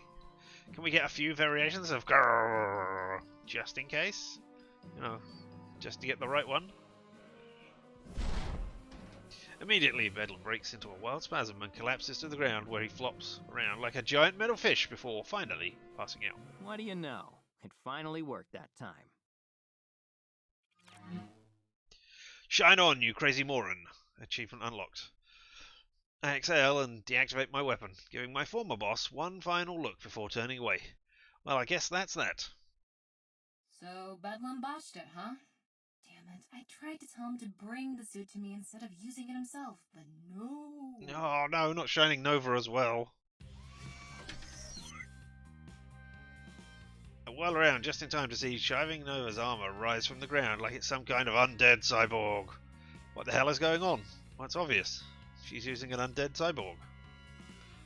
This is upright. The suit cracks open, spits out the unconscious form of the villain formerly known as Lord Bedlam, and then immediately closes again. Nova? How are you doing this? And where are you doing it from? I don't know. From the cells, I assume. That's none of your concern. Though if this idiot had stuck to the plan we agreed to, I'd be right there blasting an energy beam up your ass, you lying sack of shit. I still can't believe you could look me in the eyes and lie to me like that. Breaks my heart, Stan. I mean, I knew you were lying, but it still hurt. Eh. So you lied right back and struck a deal with Bedlam, huh? That's a little hypocritical. I mean, you lied first by telling me you were a henchman and not Shining Nova. You're in no position to pass judgment on anyone. Not after what you did to Dynamo. If I hadn't gone to her when I did, I don't care if Scorpion swung his sword. There's no excuse. It's unforgivable. No, you've escaped. That's horrible. Oh, so you're in the forest already. You must have escaped earlier than I thought. Well, run out there and deal with Shining Nova. Or do you want to deal with the suit? Madam Scorpion strides over, one hand on the hilt of her sword. Facing Lord Bedlam alone was one thing, but if Nova's directly involved, then she's not about to take any chances. But if you're that far away, then you won't have a strong enough signal to control this suit with any degree of precision. Now will you? There you are. I was hoping you two were together. But no, you're right. I can't control it well enough to fight. Just a self-destruct? But I can still make you pay for what you've done. What's that beeping? Oh, shit! Suit's gonna self-destruct. Frantically, I try to scramble for cover. No, you can't. I mean, presumably she can control the technology as well. Maybe not.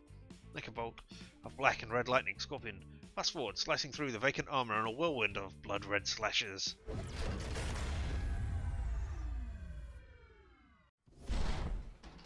Ah, that same animation. I was hoping it would fall to pieces there. Alright. The beeping stops, and the armor crumbles, falling to the ground in a dozen smouldering pieces. No one on this earth can make me do anything. I let out a sigh of relief as Scorpion deactivates her sword and flips her hair over her shoulder. She can act as confident as she wants, but that felt awfully close. I'd say the same thing, but my boss is standing right here, so it'd be a little awkward. Your deference is appreciated, but you've earned the right to boast. You handled yourself well. That old fool never stood a chance. In fact, you were exemplary all day, Stanley. I'm quite impressed. Thank you. How did it feel? Good. Real good, actually. Well, get used to it. Because this is just the beginning.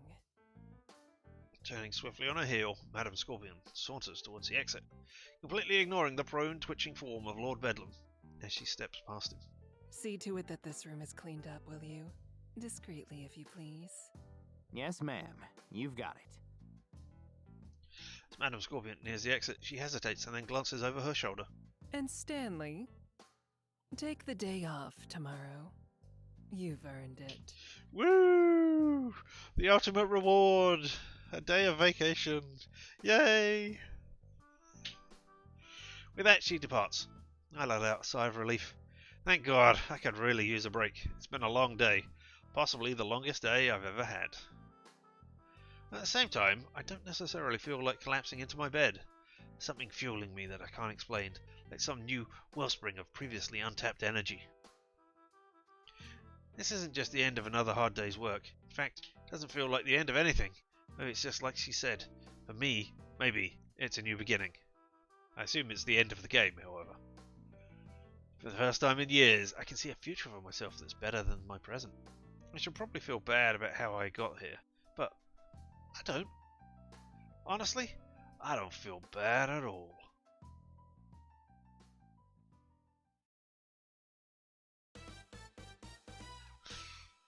Issue 9, 1 year later. Oh. Ugh. Back to the same old routine, I hope not. Oh no, I'm still in the same room. With a groan, I roll over and pick up my phone, checking this time. 7:30. Must have slept through my first alarm. Damn it. Sure, I can understand my body trying to squeeze in more than 4 hours of sleep. On the other hand, I've got to be awake and ready for that next gig. The big one could show up at any time. As I get out of bed, I feel my legs protest. Still a little sore after last night's escape, I guess.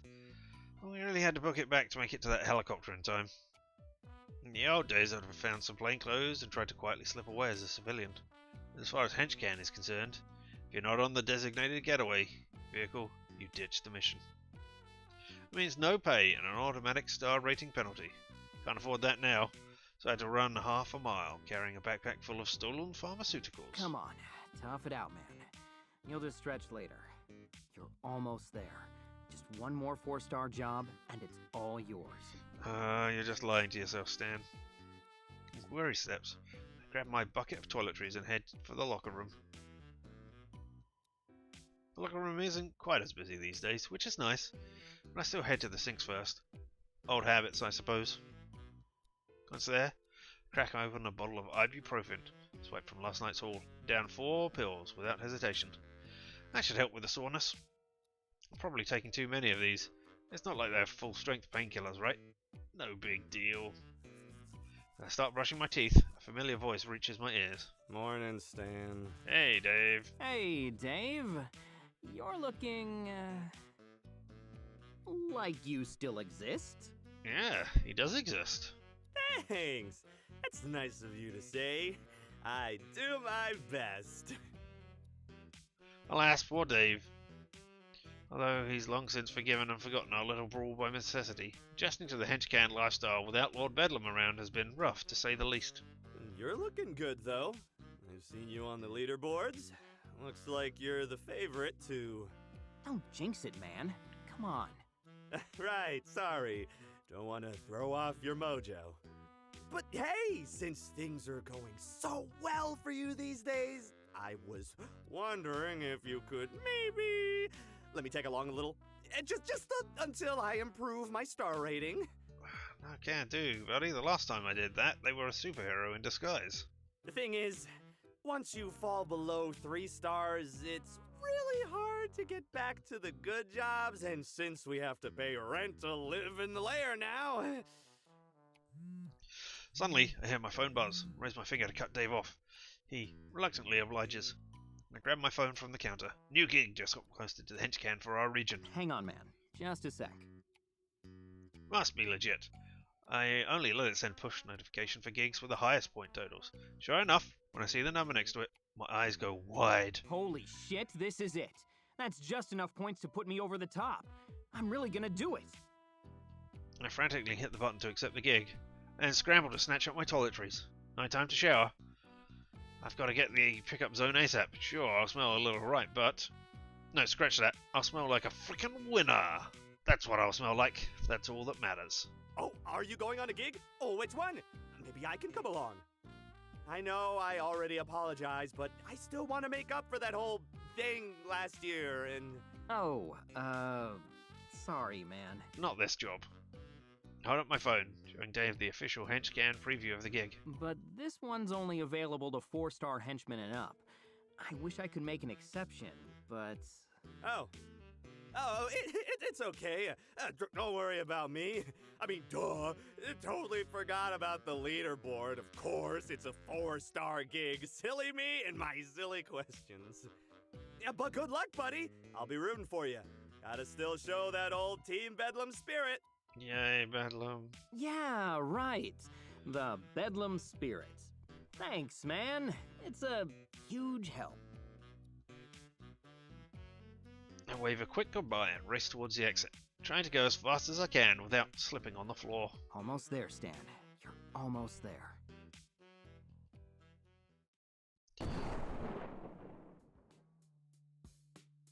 Ah, it's the same data servers.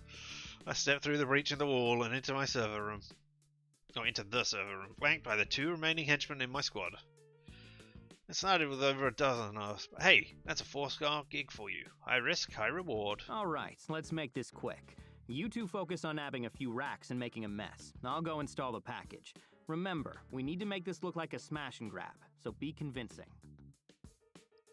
The other henchmen nod and fan out to the left and right sides of the room. We may be in competition, but at this point, these two just want to get out of here, even if it means giving me all the glory. Amateurs. They've still got something for their trouble. All of those servers are farming cryptocurrency, and while they won't be able to access the coins themselves, they can still sell the hardware. But I'm not looking to score some loose change pawning off a few crypto servers. I need those damned points. That means uploading the contents of this drive to the network. I don't remember the specifics. Something about cracking elliptical curves or whatever. The henchman who installs it gets a sizable bonus to their pay and their points total. Since it looks like the other squads that came in through the opposite entrance didn't make it, that henchman's gonna be me! Or at least, that's what I think until I reach the target server. Find someone else standing next to it, someone very, very familiar. Freeze, mouth hanging open so wide that I'm worried it will pop out of its socket. No freaking way. There's just no way. Aha! Now you'll work, you blasted! What? We didn't execute Lord Bedlam? Damn it. What? How can you still be upside down? I just flipped you over, you damnable data drive! Why, if you were one of my minions, I'd... Suddenly, Lord Bedlam freezes. As if it were controlled via... Oh, as if it were controlled via a rusty hand crank, his head slowly turns in my direction. I was thinking... It. Is Lord Bedlam in it? Ah. It's you! Yeah, it's me. It's me. He struggles with the USB socket, now long forgotten. The former supervillain turns to face me, head on, flourishing his cape for good measure. Well, well. At last we meet again. For the first time and the last. My eternal nemesis. You! Nemesis, huh? Does that mean you're a superhero this time? Or did you ditch that for good after that whooping I put on you? No need to raise your voice. Let's just keep that failed experiment to ourselves, shall we? After all, we go way back, don't we? Steve? Stan. Good guess, Look, though. you want to go back to the fun side? Be my guest. It's no skin off my back. But what the hell are you doing here?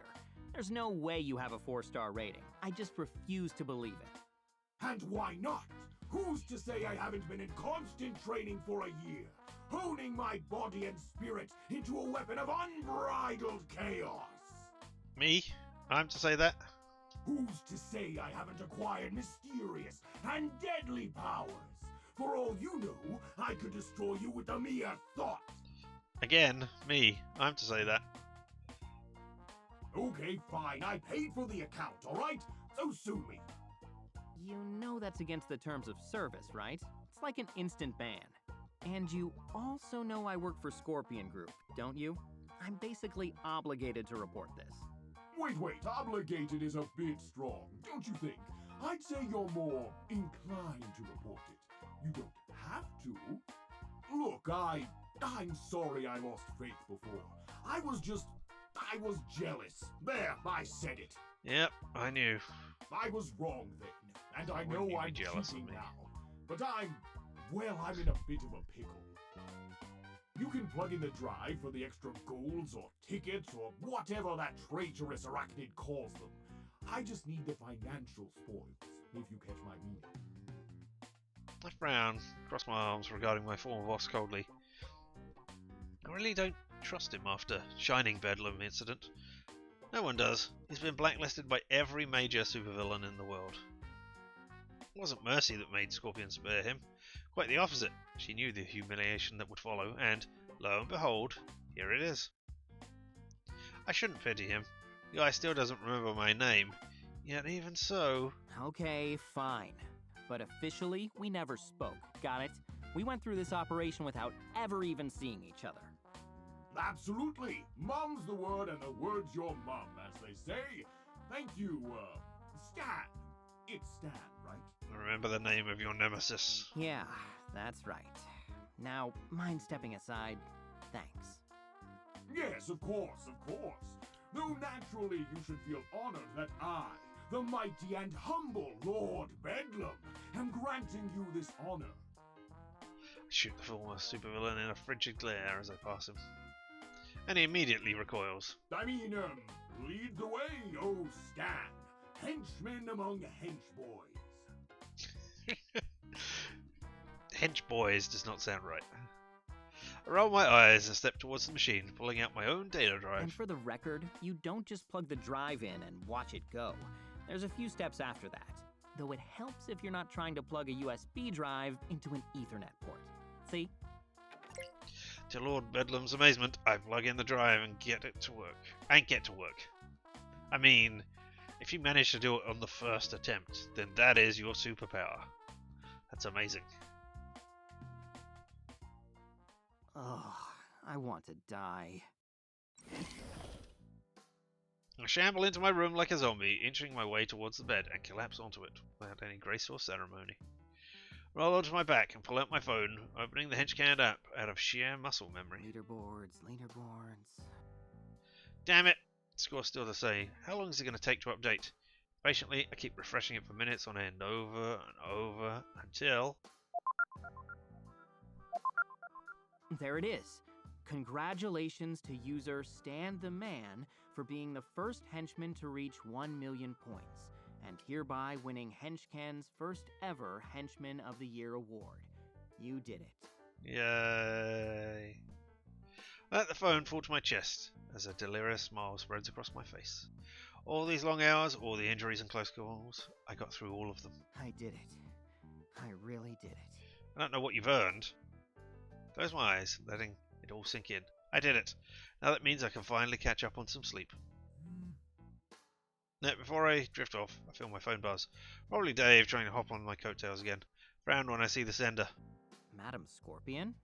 Well done, Stanley. See you at the celebration. Been a long time since I heard from her. Hardly surprising. I mean, I may be the Scorpion Group's henchman liaison here, but she's the CEO. Our paths don't cross unless she wants them to. Not to mention...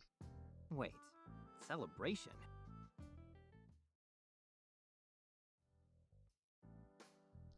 The main hall is bustling with activity as worn-out henchmen mingle with Scorpion Group employees.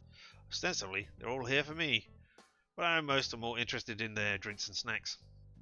Few people have come to congratulate me, mostly the remaining henchmen who used to work for Lord Bedlam and the occasional Scorpion Group employee I know from our quarterly summits. I don't mind that I'm not being swarmed.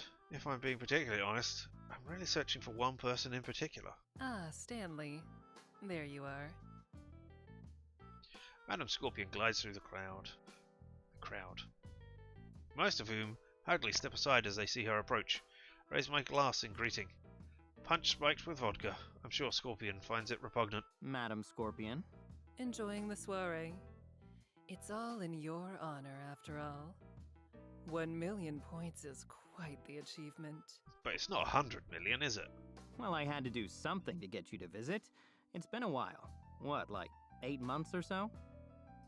Is that what motivated you? Well, that would explain why you outpaced all my analysts' predictions. They didn't think anyone would hit 1 million points for another 5 months. Though, naturally, I predicted it down to the minute.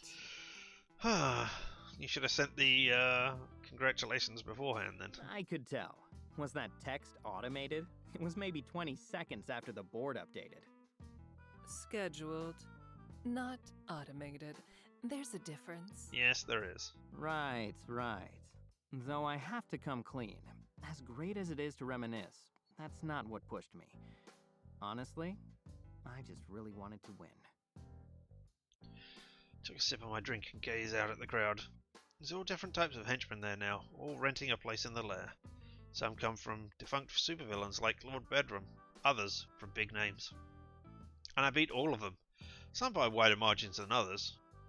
My eyes fall on Dave, who's giving me an enthusiastic thumbs up from across the room. He's been doing that the entire night. Either he's genuinely excited for me, or he's in a bigger hole than he let on. I shake my head. Not my problem. I've got a beach to look forward to.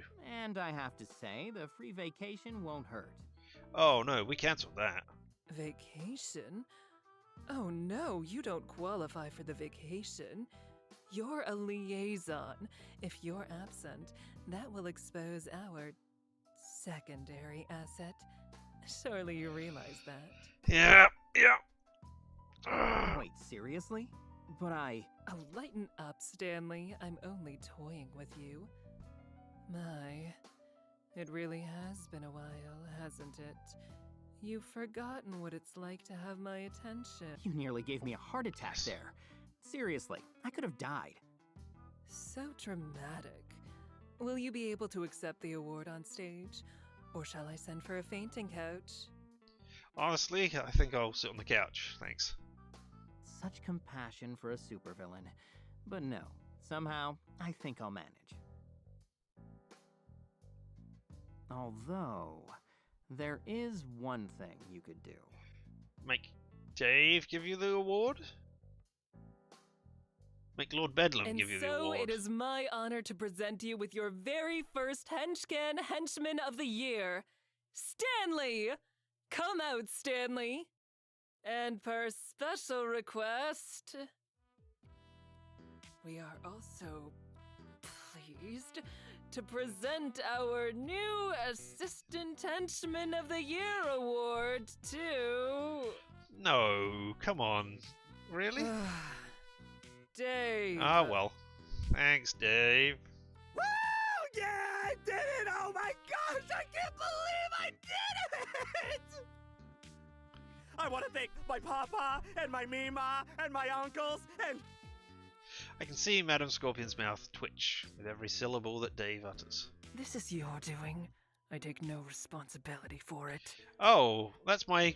Right, you can't see it, but I am... Or maybe you can see it, but my face is being covered by Dave holding up the sign. There's actually a person behind that. Noted. I appreciate it. I mean, I know it's the hilarious thing about never showing your face, but still. And I just want to say that always believe in yourself, okay? Because if you believe in yourself and you get your parents to pay off all your credit card debt, anything is possible, you know? Yes, a lovely speech, but why don't we... And I just want to say, Lord Bedlam, wherever you are, this is for you, okay? This is for you! Yes, well, the Scorpion Group does not endorse... And I just want to say, I feel like I manifested this, you know? Like, I had this dream. Scorpion's hand slips towards her sword. Stanley, forgive what I must do. Yeah, I don't care. Let him go. I was too tired to write a speech anyway. And honestly, I don't need a big ceremony or anything. I know what I did. I know what I'm capable of. That's plenty. Scorpion reluctantly pulls her hand away from the assistant to the henchman. Yeah. Scorpion reluctantly pulls her hand away from her sword, and I grinned. Oh, it's just because it's been so long since Dave had this enthusiasm, but there's something comforting about all this. You're still too merciful. But you've done a fine job despite it. Congratulations, Stanley. Thanks, ma'am. So we sit in silence as Dave rambles on, tearfully accepting his fake award for minutes on end. By the end of it, I'm sure several people think he's Stan, and I'm just some bystander. But I meant what I said. Really don't mind. I'm a damn good henchman. I don't need a party or an award to tell me that. Even the vacation is immaterial. It's all just window dressing.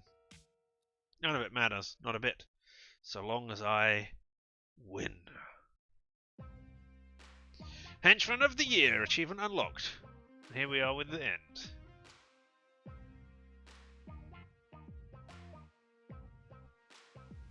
I'm always walking, but I never seem to move. Kinda like an upright bass on a stage where the players got no groove. Feeling like the wayward son of a rusted gun, where the ammo's pure cliche. Gotta make a change and turn the page and set out on my way. But what can I say? Ain't nothing I can do today. Waiting for a miracle, so satirical to think that way. This is how I spend my life, even though the game ain't right. Gotta keep looking down, don't make a sound, stay out of sight. Both people? Dave and Chef Antonio? Oh. I'm always Okay. thinking, but there's nothing in my head. I can try to meditate, but I end up sound asleep instead. It's kind of like a paradox, Pandora's box with a padlock. I remember Mr. Fluke. Got my engine primed. And you were both people, Stan and Lord Bedlam. Oh dear. But what can I say? Ain't nothing I can do today. Waiting for a miracle, so satirical to think that way. This is how I spend my life, even though the game Is it a satisfying conclusion? Yes. I enjoyed the way it ended, but I mean, the fact that Stan was still working it's easy stalling. at near the bottom rung of the ladder Accelerate too fast. is, you know, mildly concerning that Stan still thinks that is the best that he could have got out of that. Now I know the game I'm in, and the I am surprised there was no opportunity to like backstab and take over Lord Bedlam's position, or maybe Madam Scorpion's. I don't know.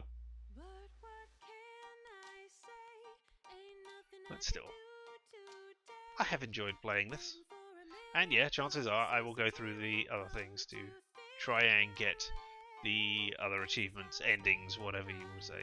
I would like to see what happens when you side with Shining Nova. But, oh no, Kickstarter backers. Pages and pages of Kickstarter backers. Well, we're not going to do that. Well, actually, let's just have a quick look and see how many there are. I'm sure there are so many. Wait, Obsidian Entertainment? Really?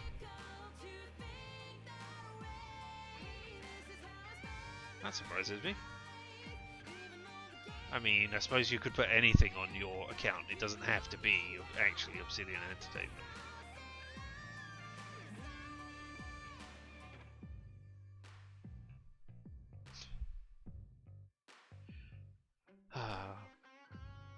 So, yes.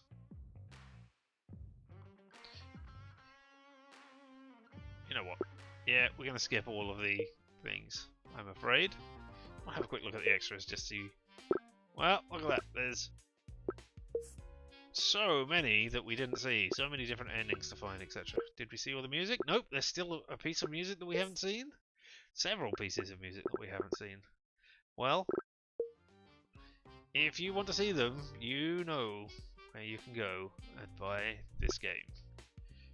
On Steam, I believe it's on Epic as well, but I'm not necessarily saying go buy it on Epic, but yeah, there we go. There we are. That was Henchman Story, which, you know, hey, that was a fun little thing for only, what, 3 parts? I enjoyed it. Some of the humour didn't always land, but, you know, can't have... No humour is going to be 100% for you, so there we go.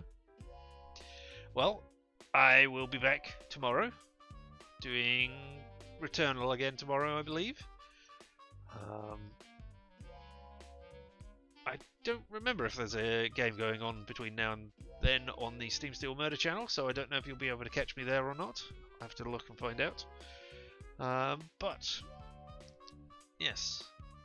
Until then, I have been Richard. This whole thing has been LMTDTMFFR. And, oh, I didn't say it. You have been appreciated by me for watching this. Thanks very much for that. So, go, have fun, and stay weird.